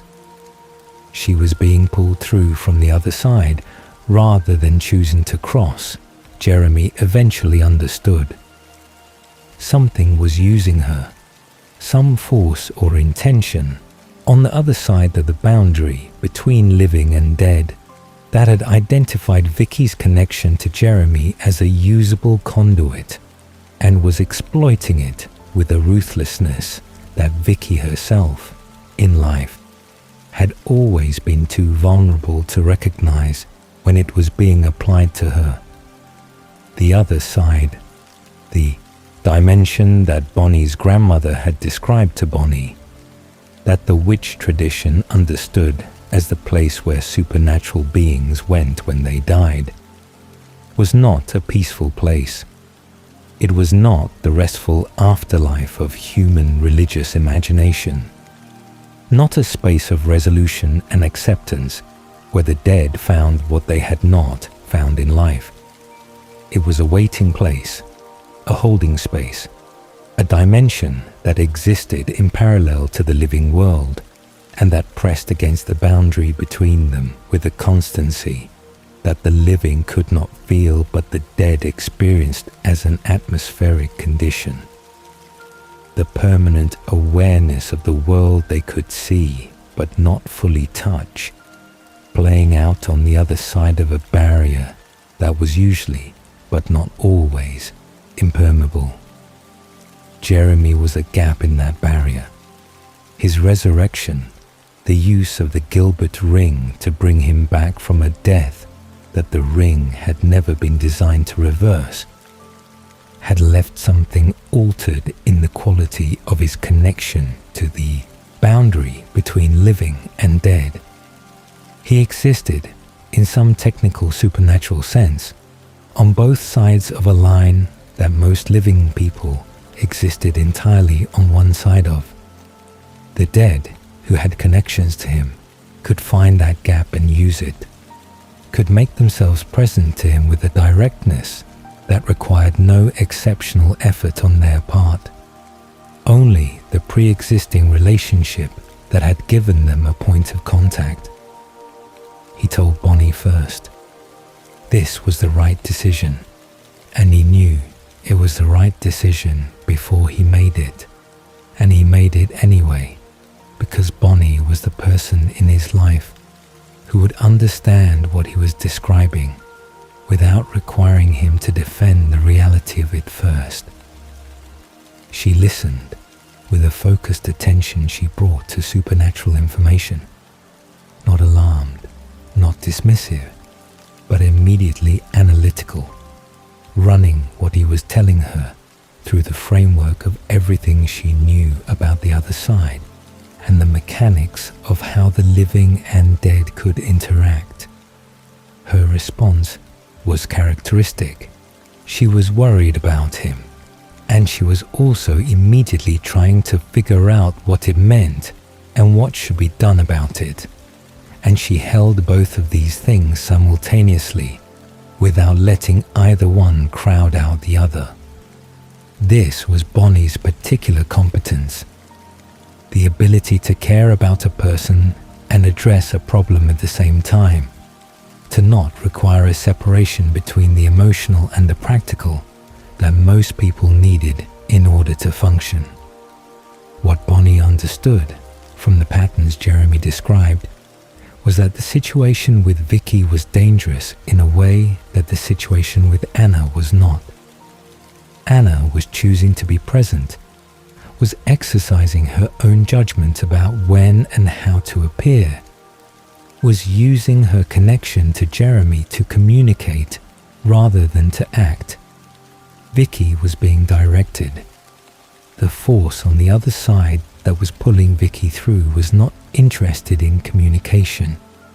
It was interested in using Vicky's access to the living world to do something in that world, to exert influence through a ghost who had never been particularly equipped to resist influence even when she was alive. The threat materialized when Vicky managed to cross over with enough solidity to affect physical objects in the living world. A terrifying development. The boundary between states of being temporarily compromised to a degree that should not have been possible, achieved through a combination of the directing force's power and Jeremy's involuntary function as a gap in the barrier. The damage she could do in this state was real. The person directing her through was real. And the fact that Vicky was being used this way, that in death, as in life, she was a tool for someone else's purposes, was a specific tragedy that made the situation impossible to address with purely tactical thinking. Matt loved his sister. He had loved her through everything, through all of it, through the versions of Vicky that had been easy to love and the versions that had made loving her an act of sustained effort rather than natural feeling. He carried her loss in the way that people carry losses that arrive before they will develop the emotional architecture to process them correctly, imperfectly, incompletely, with the grief redistributed across his personality in ways he could not always identify. The knowledge that she was present in some form, that she existed somewhere on the other side of a boundary he could not cross, was not the comfort it might have been in different circumstances. Not when she was being used not when the using looked so much like every other time someone had used Vicky Donovan for their own purposes. The farewell, when it came, was handled by Bonnie with the help of her connection to the witch ancestors, the same ancestors whose power she borrowed for every major working, paying the price in the way she always paid, with her own energy and her own well-being, the cost distributed across her body in ways that did not always show on the surface, but accumulated beneath it. She closed the channel that was being used to direct Vicky through, severed the connection between the directing force and its instrument, and gave Vicky something she had rarely had in life and had not had since her death: the experience of not being used by anything. The goodbye between Matt and Vicky existed in the space that Bonnie created, brief and imperfect, and entirely necessary. It did not fix what had been broken between them by life and death and the accumulated weight of their particular history. It did not provide the resolution that grief narrative usually promised. It was simply a moment in which Matt could see his sister clearly, without the distortion of the force that had been directing her, and tell her something true, and hear something true in return.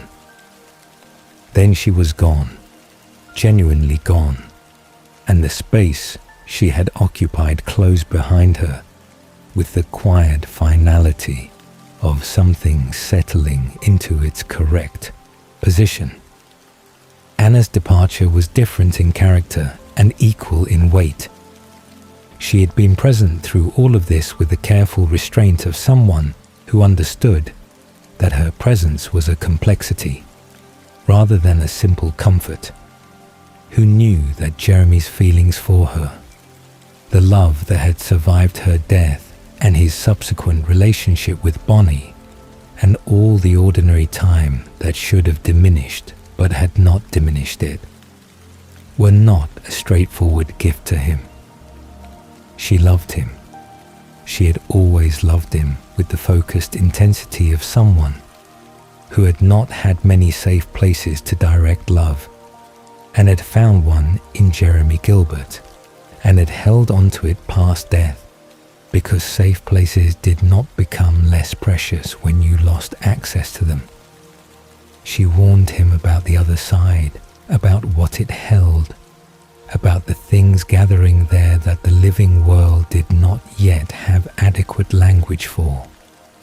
She gave him information she believed he would eventually need, packaged in the careful way of someone who understood they had limited time and wanted to use it precisely.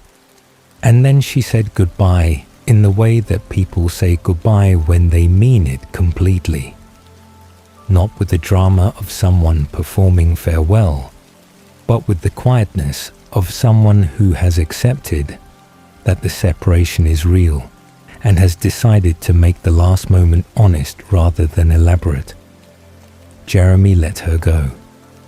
This was the hardest thing he had done, harder in some ways than the things that had looked harder from the outside, because letting go required an active choice that grief does not naturally incline a person toward.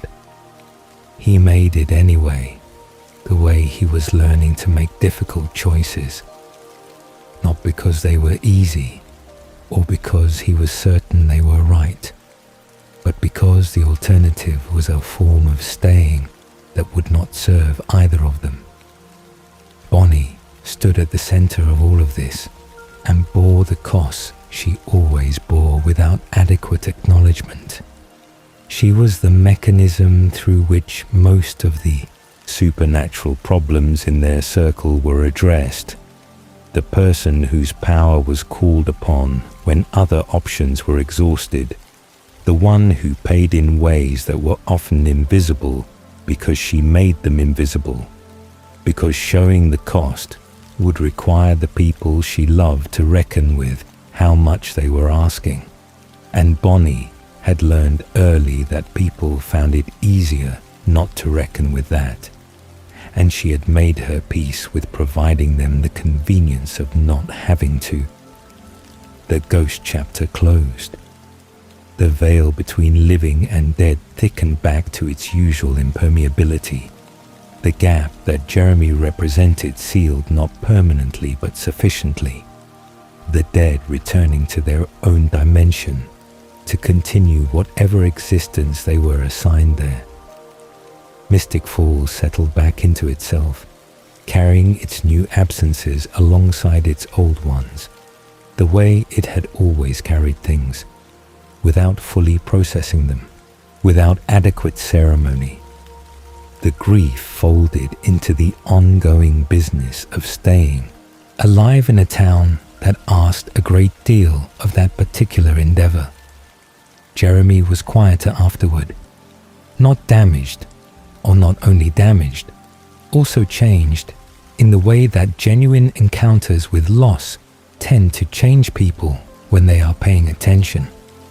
He had loved two people and said goodbye to both of them, and he was still here, and the stillness of that fact was something he was learning to inhabit rather than escape. Tyler Lockwood had come back to Mystic Falls changed in ways that were visible before he spoke a single word. He carried himself differently. The old aggressive uncertainty of someone still negotiating the terms of their own power replaced by something more settled, more physically comfortable. The ease of a person who had finally stopped fighting what they were and had arrived at something resembling acceptance. He had spent the summer away from Mystic Falls in the company of people who understood what he was becoming, triggering his werewolf curse repeatedly and deliberately under conditions that allowed him to move through the transformation with increasing control, learning the mechanics of his own nature with the focused patience of someone who had finally decided that understanding was preferable to resistance. He had come back stronger, more grounded, more certain of himself in the physical sense. The way he occupied space, the way he moved through rooms, the way he met people's eyes with the directness that the old Tyler had deployed as aggression and the new Tyler deployed as simple confidence. Caroline noticed all of it immediately, with the attention she had always given to the people she loved most. The close, involuntary noticing of someone for whom love had always expressed itself partly as vigilance. What Tyler did not yet understand, what no one had adequately prepared him for, was that his transformation over the summer had not simply given him control over his werewolf nature. The process by which he had completed his hybrid transition, the vampire blood, the repeated triggering, the final completion that Klaus's influence had facilitated, had created a connection between Tyler and Klaus that operated beneath the level of conscious awareness. He was sired to Klaus, not compelled, not controlled in the direct and obvious way that vampire compulsion operated, but bound by something more structural and in many ways more difficult to address. The sire bond was a deep loyalty woven into the architecture of his transformation itself, a gravitational pull toward Klaus's well-being and interests that expressed itself as Tyler's own genuine feeling, because he could not, from the inside of his own experience, cleanly separate what he actually believed from what the bond was generating in him. Caroline recognized it before Tyler did, and before he could have recognized it himself, because the sire bond does not announce its own presence. She watched the way Tyler talked about Klaus, not with the wariness or the strategic respect that anyone in their circle maintained toward powerful supernatural beings, but with a warmth that had no adequate explanation, given Klaus's actual behavior toward Tyler and toward everyone Tyler loved. She watched the way Tyler's body responded when Klaus's name came up, the slight relaxation that moved through him, the subtle orientation toward Klaus's interests that showed up in his reasoning when Klaus's preferences were in play. She brought it to Tyler directly, because directness had always been Caroline's way with the people she loved, even when what she was bringing them was difficult. The conversation that followed was one of the harder ones they had, not because Tyler was defensive or dismissive, but because he was genuinely uncertain. He could not determine from the inside of his own experience which of his feelings about Klaus were authentically his and which were the bond's manufacture. This uncertainty was its own form of distress, an epistemological horror more unsettling in some ways than simple compulsion would have been. Simple compulsion you could identify and rail against. The sire bond offered no such clean boundary. It mixed itself into his genuine feelings and his genuine reasoning until the mixture was seamless, and the seamlessness was the point.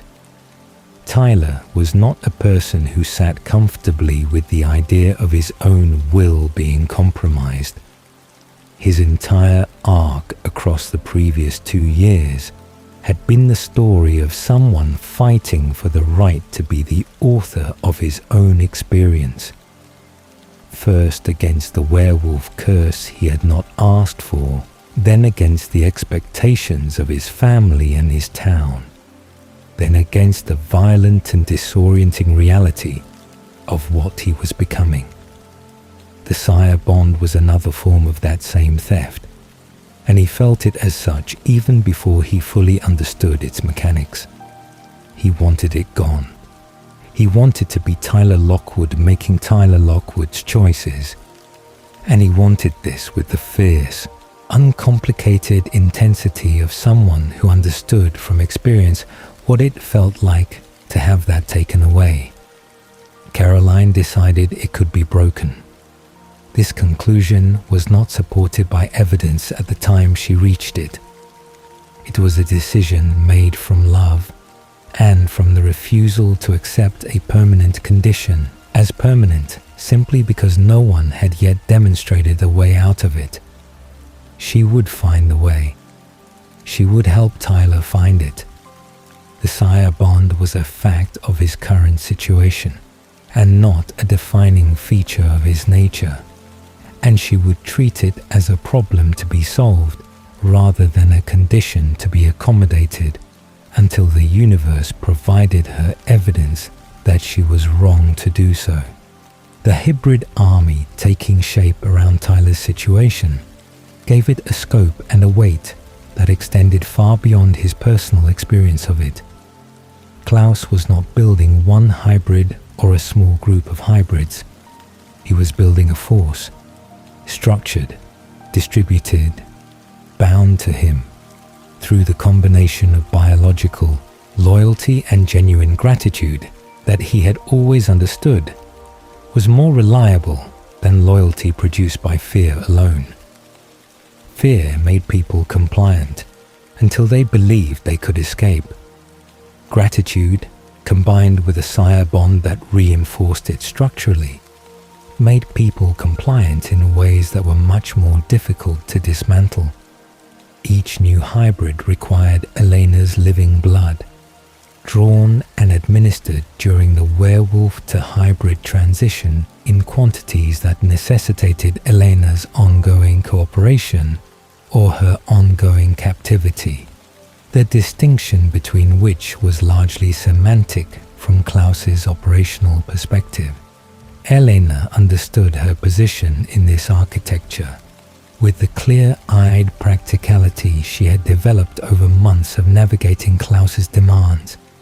She was a resource, a renewable one, which was the thing that kept her alive, and the thing that made her alive both a liability and a leverage point simultaneously. Klaus needed her blood.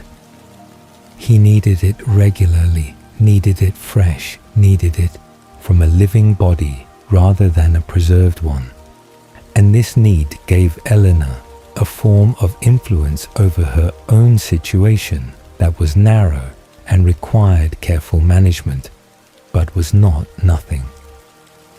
She worked within it with the focused precision of someone who had learned to find the functional space inside very tight constraints and operate there without drawing attention to the operating.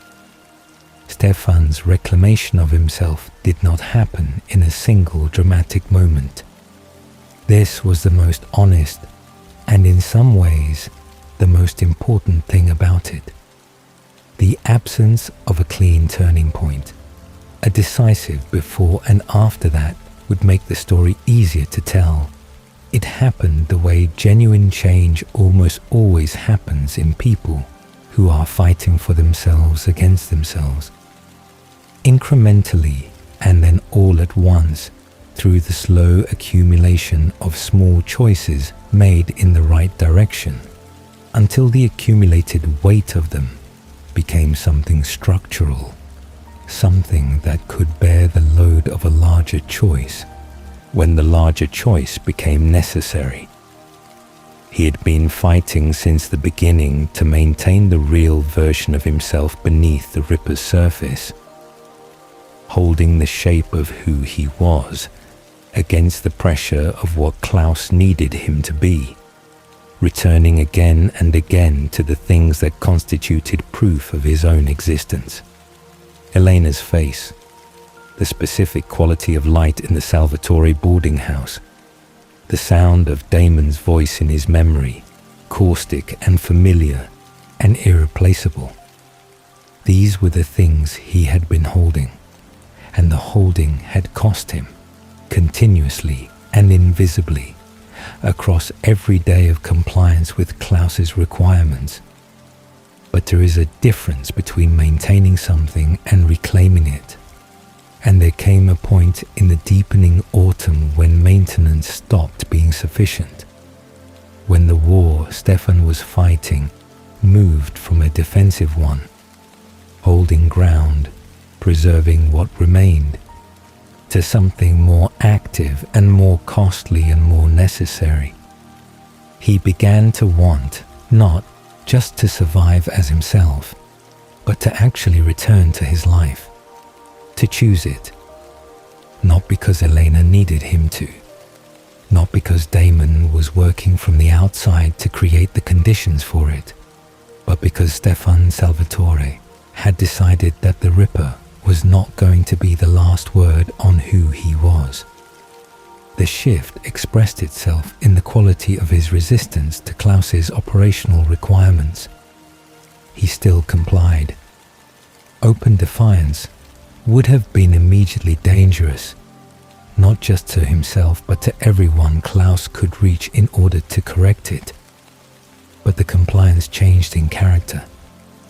He began doing exactly what Klaus asked, and nothing beyond it, the minimum required, rather than the anticipated next step. He stopped anticipating Klaus's needs and began requiring Klaus to state them explicitly. He introduced friction so small that each individual one was plausibly deniable, but whose accumulation communicated something unambiguous to anyone paying close enough attention. Klaus was paying close enough attention. He was always paying close enough attention. The sharpening of his focus on Stefan during this period was its own form of threat. The predator's response to the first signs of movement in prey that had been still, an intensification of scrutiny that made the maneuvering more dangerous at exactly the moment it became more necessary. Damon received the signal through the channels that 150 years of being someone's brother creates.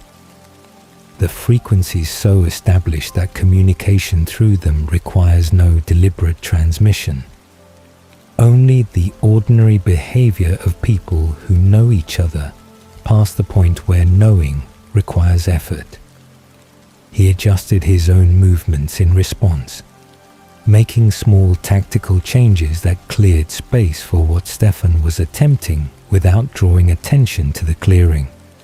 The way a good chess player moves pieces that do not appear to be protecting the one that actually needs protection. He said nothing to Elena immediately. He was managing her hope with the same careful pragmatism he applied to all the things he valued most, not withholding information out of condescension, but calibrating its delivery against the risk of generating expectations from what might still be preliminary, incomplete, reversible. Hope was a resource in their situation, not an inexhaustible one, and Damon had learned enough about conservation to be careful with things that mattered.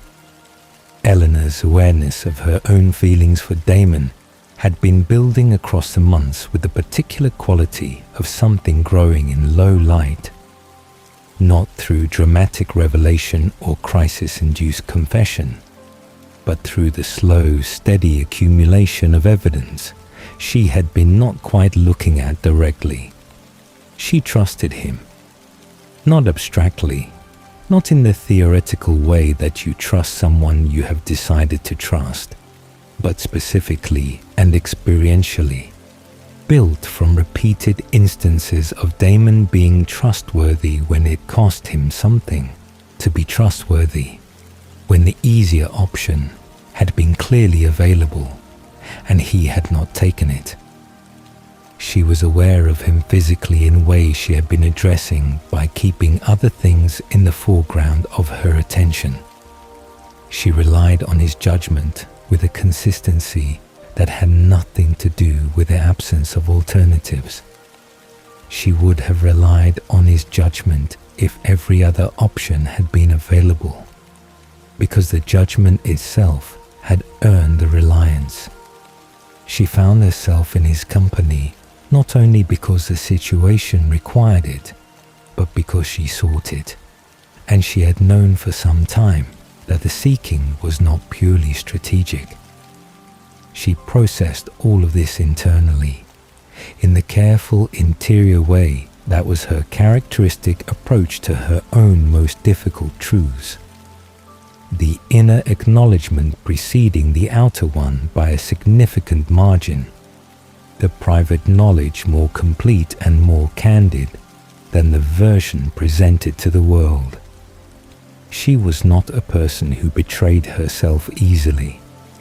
She did not reach conclusions about her own feelings casually or allow them to express themselves before she had thoroughly examined what they actually were and what they actually meant. What she concluded, in the quiet of her own interior accounting, was this: what she felt for Damon was real, and it was not the same thing as what she felt for Stefan, and pretending otherwise was a form of dishonesty. She had been indulging past the point where the indulgence was serving anyone, including herself. The moment between them arrived without fanfare, the way honest things tend to arrive between people who've been circling something true for long enough that the circling has become more exhausting than the confrontation. Damon said something true. Elena received it without deflecting. The space between those two things collapsed in the way that space does when both people present have finally stopped maintaining it, and what was left in the aftermath was real and complicated and not going back. Damon did not press afterward. This surprised people who had known him long enough to have calibrated expectations of his behavior, because pressing had always been among his characteristic responses to getting something he wanted. The instinct to consolidate, to confirm, to ensure that the ground gained was genuinely gained and not subject to revision. He did not do any of that. He held what had happened between them with a patience that was genuinely new in him, the expression of feelings that had matured over years of proximity into something that understood the difference between what he wanted and what Elena needed, and had decided that the distinction mattered. Eleanor held both truths simultaneously with the difficulty that honest people experience when the truth is not simple. Stefan was returning to himself. She could feel it in the quality of his presence in the spaces they shared, in the small fractures she had been reading all along, deepening into something more like emergence. Damon had become real to her in a way she could not unfeel. These two facts occupied the same interior space without resolving into each other, and Eleanor was left with the particular exhaustion of someone who has decided to be honest about everything and has discovered that honesty does not simplify the situation, it only clarifies it. The plan to move against Klaus took shape from this context of shifting allegiances and returning selves. Mikhail as the weapon, Elena as the lure, Stefan's restored agency as the inside element without which the whole architecture collapsed. Alaric's knowledge of the town's geography and history providing structural support. Bonnie's magic as the failsafe nobody wanted to have to use, because using it always cost Bonnie something that she absorbed without complaint, and that everyone else tried not to think about too carefully. Every person involved understood the probability of complete success was low. They proceeded anyway, because the alternative was not proceeding, and not proceeding was its own kind of decision. The decision to allow the situation to continue until it resolved itself, which in Klaus's case meant resolved itself in Klaus's favor. They had learned enough by now to understand that inaction in the presence of someone like Klaus was not neutrality. It was slow surrender. The autumn light was almost gone from Mystic Falls, the last of it retreating from the tree lines in long, reddish streaks that the coming winter would extinguish entirely. In the cooling dark of a town that had always held more history than it could comfortably contain, something was gathering toward its moment. The pieces were in motion. The players were finding their positions. And somewhere beneath the ordinary surface of a small Virginia town, beneath the high school and the grill, and the houses with their porch lights burning against the early dark, a story 1,000 years in the making was arriving, finally, at the chapter where something had to give. The plan had the elegant simplicity of something that should not have worked, and the fragile complexity of something that probably wouldn't. It required every moving part to move correctly, every person to hold their position under pressure that was designed specifically to make people abandon their positions, and the cooperation of forces, Mikhail chief among them, that were not cooperative by nature and were being enlisted rather than recruited, pointed in a direction rather than persuaded toward one. It was, in the honest assessment of everyone involved, the kind of plan you make when you have run out of better options and the situation has stopped permitting delay. The setting was homecoming. The school dance, the annual ritual of Mystic Falls High School, the kind of event that small American towns invest with the significance that larger places distribute across more venues and therefore dilute, had been claimed by Klaus as the occasion for a gathering he described as a celebration. His father was dead. Mikkel, the vampire who hunted vampires, the shadow that had stretched across 1,000 years of Klaus's existence, had been killed. The most powerful creature in existence was, for the first time in a millennium, free from the thing he had been running from. This deserved celebration. This deserved everyone present, everyone gathered, everyone raising a glass to the ending of an era. The invitation was also a trap, and everyone who received it understood this, including Klaus, who understood that they understood it, which was the particular quality of chess that Klaus enjoyed. The layers of mutual awareness that accumulated around his moves until the game being played bore almost no resemblance to the game appearing to be played on the surface. Mikkel had been found. This was the achievement that the preceding weeks of research and careful contact building had produced. Not easily, not without cost, but genuinely, a location and the method of approach that made the next step possible. He was not what Elena had expected, though she had not fully known what she expected. He was vast in the way that very old things are vast. Not physically, though he was formidable physically, but temporally, carrying the weight of 1,000 years of existence in the quality of his attention. The way he processed information, the particular patience of someone for whom urgency had been replaced long ago by the deeper, slower certainty of someone who has never failed to eventually find what they were looking for. He fed on vampires. This was not metaphor or reputation. Elena witnessed it and filed it in the category of things that were true and terrible and necessary to know. He looked at Damon and Stefan and the other vampires in Elena's circle with an awareness that was not hunger exactly, but was adjacent to it. The automatic cataloguing of a predator in the presence of prey, managed by will rather than absent by nature. He was cooperating with Elena's plan because it served his purpose, because it pointed him toward Klaus in a way that his own tracking had not yet achieved with the necessary precision.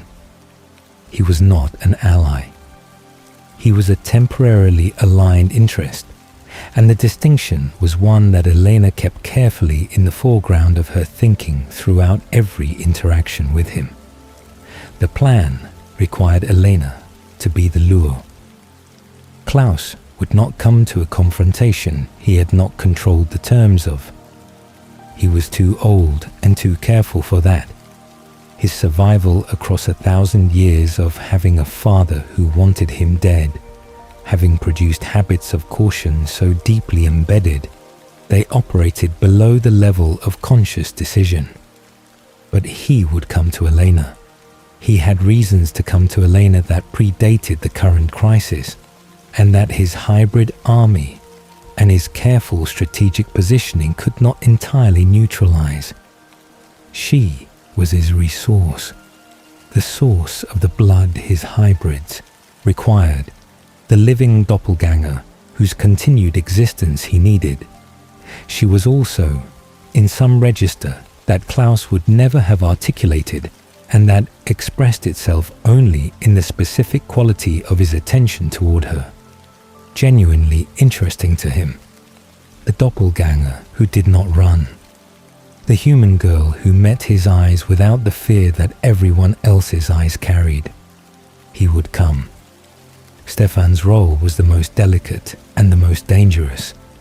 He was the inside element, the person physically present in Klaus's world, trusted or at least utilized by Klaus in ways that gave him access to information and positioning that no one outside could match. He had been building toward this moment across weeks of careful incremental reclamation, restoring enough of his actual self to be capable of the choice the plan required him to make. The choice was simple in its statement and enormously costly in its execution. At the critical moment, Stefan would act against Klaus rather than for him, would use his position inside Klaus's trust to do damage that the outside elements of the plan could not do from where they stood. The cost of this was not primarily physical. Stefan had faced physical danger across 150 years of vampire existence and had developed the relationship with it that long exposure to danger tends to produce. Not fearlessness, which is a different thing, but a practical familiarity that removed the paralysis without removing the awareness. The cost was the exposure of everything he had been carefully concealing. The moment Stefan acted against Klaus, the performance was over. The months of maintained compliance, the careful navigation of Klaus's requirements, the painstaking preservation of the inside position, all of it would end in a single action, and what came after would depend entirely on factors he could not fully control from where he stood. He had made the decision before the night arrived. This was characteristic of the Stefan who was returning. The deliberative quality, the willingness to sit with a difficult choice long enough to make it genuinely rather than reactively, the refusal to let the momentum of circumstances make the decision for him. He was choosing this, actively, with full awareness of what it would cost. Not because Elena needed him to, not because Damon expected it, but because Stefan Salvatore had been fighting to return to himself for months, and this was what returning to himself required. The homecoming dance occupied the high school gymnasium in the way that high school dances occupy the spaces designed for other purposes. Imperfectly, with decorations that tried hard and achieved something between festive and melancholy. The lighting doing its best to transform fluorescent institutional space into something that resembled occasion. Students moved through it with a mixture of genuine enjoyment and performed enthusiasm that such events produced. The social ritual functioning independently of whatever else was happening in the town around it, the way Mystic Falls social rituals had always functioned. The surface life continuing with remarkable persistence regardless of what was occurring beneath it. Klaus arrived with the ease of someone who owned every room he entered, which was not arrogance exactly, but something more settled than arrogance. The deep, unquestioned confidence of someone who had not encountered a situation that genuinely exceeded his capacity to manage it in a very long time. He moved through the gathered students with the fluid grace of something that had learned to perform humanity across centuries of practice. The performance so refined that it had become second nature. The artifice so complete it was indistinguishable from the real thing to anyone who did not know what to look for. He knew the plan existed. This was the thing that made the plan so dangerous and so necessary simultaneously. Klaus always knew, or suspected, or prepared for the possibility of knowing. His survival across 1,000 years had been built on the assumption that everyone around him was operating with interests that diverged from his own. That trust was a resource to be managed rather than a condition to be relied upon. He had counter-moves prepared. He had contingencies layered beneath contingencies. He had built his position over the preceding months with the specific intention of making himself impossible to remove. And the hybrid army he had assembled was both the expression of that intention and its primary mechanism. Mikhail's arrival at the periphery of the evening changed the atmospheric pressure of everything. He did not enter the gymnasium. He did not need to enter, proximity being sufficient for someone of his capabilities and his purpose. His presence registered on every vampire in the building as a physical sensation, before it registered as information.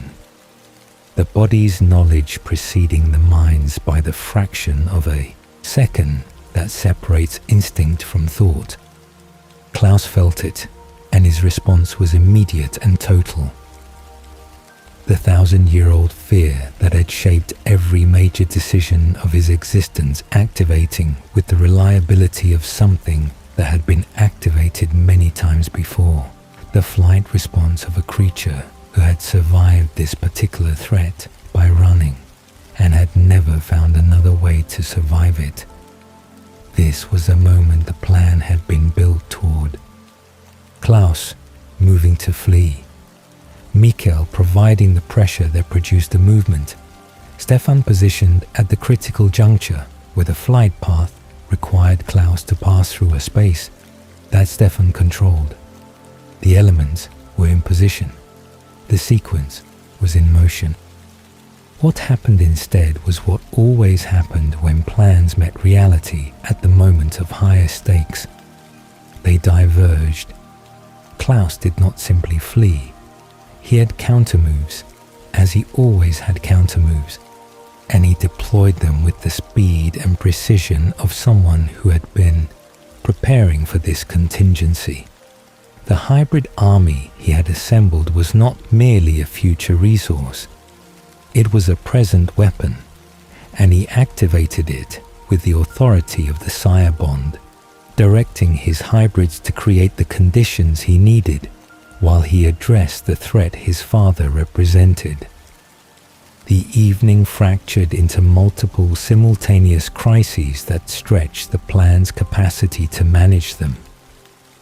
Past the breaking point, each element of the carefully constructed sequence suddenly required to operate independently rather than in coordination. Mikhail and Klaus faced each other with the quality of confrontation that has been deferred for a very long time. The accumulated weight of 1,000 years of pursuit and flight pressing against the moment with a force that made the gymnasium, the dance, the entire contemporary American setting feel like an inadequate stage for what was actually occurring. This was older than the building they stood near, older than the country, older than almost every institution that surrounded them. A father and a son, both monsters in the precise technical sense and in the broader human sense, arriving finally at the reckoning that 1,000 years of running had been postponing. Mikhail carried his contempt for Klaus without concealment, the way he had apparently always carried it, not as a weapon deployed strategically, but as a settled condition, the baseline of his regard for this particular child that had never shifted regardless of what Klaus had achieved or become. 1,000 years of Klaus being the most powerful creature in existence had not moved Mikhail's assessment of him by a single degree. Klaus was still the evidence of Esther's betrayal, the child who was not his, the thing wearing his family's face that had no right to it. The contempt was so total and so consistent that it had long since ceased to be emotional and had become simply structural, not something Mikhail felt, but something Mikhail was in relation to Klaus. Klaus's response to his father's presence was the most human thing Elena had ever witnessed in him, which made it the most devastating. Beneath the 1,000-year-old power, beneath the careful construction of invulnerability that centuries of survival had produced, there was still, impossibly, heartbreakingly, something that responded to Mikkel as a child responds to a parent. Not with love. The love, if it had ever existed, had been extinguished too long ago to leave retrievable traces, but with the particular, indelible wound of someone whose first experience of being seen by the person whose seeing mattered most had been an experience of rejection so complete that it had organized everything that came after. Klaus looked at Mikkel, and somewhere inside the 1,000-year-old monster, something very old and very small still felt the original impact of being told it was not enough, would never be enough, was not even real. Stefan acted at the moment the plan had designated, with the precision of someone who had been preparing for this action for longer than the plan itself had existed. What he did was not what the plan had specified. The plan had evolved through the evening's complications, the original sequence no longer viable. The critical action required shifting from what had been intended to what the actual situation demanded. He made the adjustment in real time, with the judgment of someone who had been fighting his way back to himself specifically so that he would be capable of this kind of in-the-moment decision-making. The action cost Klaus something real, not his life. The plan had never been certain of achieving that, and the evening's complications had made it less certain still. But something precious to him, something whose loss would register in ways that simple physical damage would not. Stefan had identified the thing Klaus valued most in his possession, the thing whose loss would hurt him in the specific register, where Klaus was actually capable of being hurt, and he had acted against it with the accuracy of someone who had spent months in Klaus's company, learning the map of his vulnerabilities. The hybrid army, without Klaus's direct coordination, became a problem that resolved itself more quickly than anticipated. Tyler's presence among them, and Caroline's sustained effort to help him build resistance to the sire bond, having produced more progress than either of them had been certain was actually occurring. Tyler held himself against the pull of the bond with the concentrated effort of someone who had decided that his will was his own and was testing that decision against the hardest available pressure. He did not break free entirely, not that night, but he held, which was enough for the evening, and more than anyone had been certain was possible. Mikkel died. This was the outcome that the evening produced that carried the most weight, the most history, the most complicated emotional aftermath for everyone present who understood what it meant. He died not with the catharsis that a villain's death is supposed to provide, not with the satisfying closure of a threat eliminated and a wrong corrected. He died with the implacability he had lived with, maintaining his contempt past the point where maintaining it served any purpose, going to his end with the settled certainty of someone who had never doubted his own assessment of the world and was not going to begin doubting it at the moment of his death. Klaus's grief in the aftermath was genuine. This was perhaps the hardest thing to witness, not because Klaus deserved sympathy, though the question of what Klaus deserved was more complicated than it appeared, but because the grief was so clearly the grief of someone who had wanted something from this confrontation that the confrontation had not provided. He had wanted his father to see him, not to approve. Klaus had abandoned the hope of approval long enough, ago that its absence no longer registered as loss. He had wanted simply to be seen, to have Mikkel look at him and acknowledge the 1,000 years of existence, the power, the survival, the sheer persistence of a creature that his father had dismissed as not worth existing. Mikkel had died without providing this, which meant the wound that had been organizing Klaus's behavior for 1,000 years remained exactly as it had been, unacknowledged, unaddressed, still bleeding quietly beneath everything else. The coffins were what remained after the homecoming's chaos resolved itself into aftermath.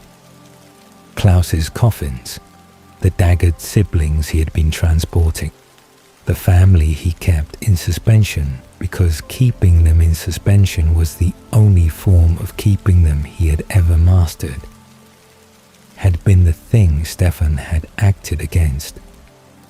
They were now in other hands, removed from Klaus's possession in the critical window that the evening's confrontation had created, and their location was something Klaus did not know.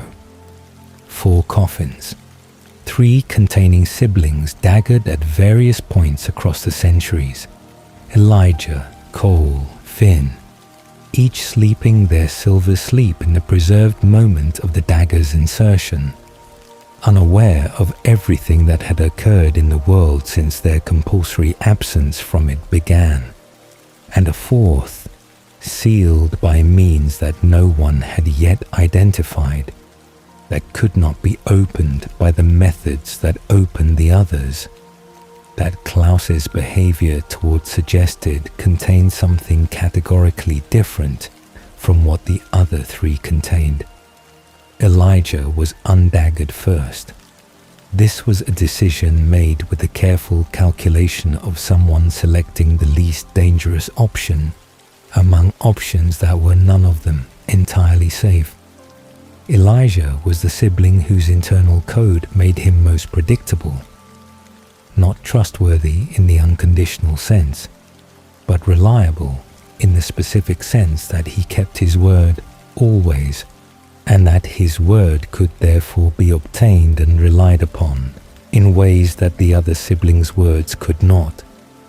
He woke from his silver sleep with the disorientation of someone returning to consciousness after an enforced absence, and immediately began the process of assessing where he was, what had changed, and what his position was. He was magnificent and alarming in equal measure. The oldest of the Mikkelsen children, carrying the full weight of 1,000 years in the quality of his stillness and the precision of his attention, dressed in the timeless style of someone who had inhabited many eras without being defined by any of them. He looked at Elena with the particular regard he had always given her, the genuine respect of someone who had seen her choose honesty and courage in situations where neither was required, combined with the assessment of someone who was determining whether the alliance of the previous season still held. It held. He told her things she needed to know. About the sealed coffin, about what he believed it contained, about the implications of that belief for everything that was currently in motion. The sealed coffin held Esther, the original witch, the mother of the first vampires, the woman who had made the bargain with nature that had set 1,000 years of consequence in motion. She was inside the sealed coffin, preserved by magic rather than a dagger, waiting in a state that was neither the silver sleep of the daggered nor the final death of the truly gone. She had been placed there by Klaus, who had learned what she had done after the original spell, and had responded with the totality of feeling that the Mikkelsen children brought to every discovery of betrayal. She had made them vampires knowing the full cost. She had bound Klaus's werewolf side not purely to protect him, but to manage the consequences of her own choices. She had loved them, and she had used that love as a justification for doing things to them that love did not justify. And Klaus had sealed her away the way he sealed away everything he could not process, permanently in the dark, carried with him because he could not put it down and could not face it directly. Esther was in the coffin, and she was, Elijah believed, still there, still preserved, still waiting with the patience of someone who had been a witch before she was anything else, and who understood that the magic she had woven into her own containment was not permanent, and that the right key at the right moment would open what Klaus had closed. Eleanor stood at the edge of all of this knowledge and felt the particular vertigo of someone who has been pulling on a thread and has discovered that the thread runs further than the room she is standing in, further than town, further back through time than she had thought the story went. The original family's damage was not background to the crisis she was navigating. It was the crisis itself, the 1,000-year-old wound at the center of everything, expressing itself outward through every subsequent event, arriving here in this small Virginia town because the doppelganger line had brought it here, because Mystic Falls sat on land where the story had already been written in ochre on limestone walls, waiting for the people who would eventually have to live it out. The coffins were hidden. Klaus was searching. The sealed one held something that could change everything, in the way that original things always changed everything, by returning to the source, by addressing what had never been addressed, by forcing a reckoning with the beginning that all the subsequent centuries of running and fighting and building walls of hybrids against the dark had been designed to avoid. Winter was coming to Mystic Falls. The story was not over. It was, in the way of very old stories that have been building toward their center for a very long time, only now arriving at the place where the real question lived. Mystic Falls had always been a town that held its secrets in the dark, buried beneath the ordinary surface of football games and town council meetings and the particular small town rhythms that made it look, from the outside, like a place where nothing much had ever happened. Season 3 had peeled back that surface with a thoroughness that could not be undone, revealing the depth of what had always been beneath it. 1,000 years of an ancient family's damage, compounding across centuries, arriving finally at the place where it could no longer be deferred. Stefan had found his way back to himself. Not cleanly, not without cost, not in any way that erased what the Ripper had done during the months of his absence from his own life. But he had returned, and the returning had been his own choice, made from his own will. And that distinction mattered in ways that the simple fact of his presence back among the living could not fully convey. Elena had changed. She had entered the season as someone defined primarily by her love for others and had emerged from it as someone who also understood the precise shape of her own strength, what she was capable of enduring, what she was capable of choosing, what she was capable of refusing. She was not harder. She was more complete. Klaus remained, the most powerful creature in existence, his father finally dead after 1,000 years of pursuit, his siblings' coffins no longer in his possession, the sealed fourth coffin somewhere beyond his reach. He was wounded in ways that his power could not simply override, carrying losses that his particular psychology had never developed adequate tools for processing. He was dangerous in the new way that injured things are dangerous. The unpredictability of someone whose careful structures have been partially dismantled and who has not yet determined what to build in their place. And somewhere, sealed in the dark, Esther waited.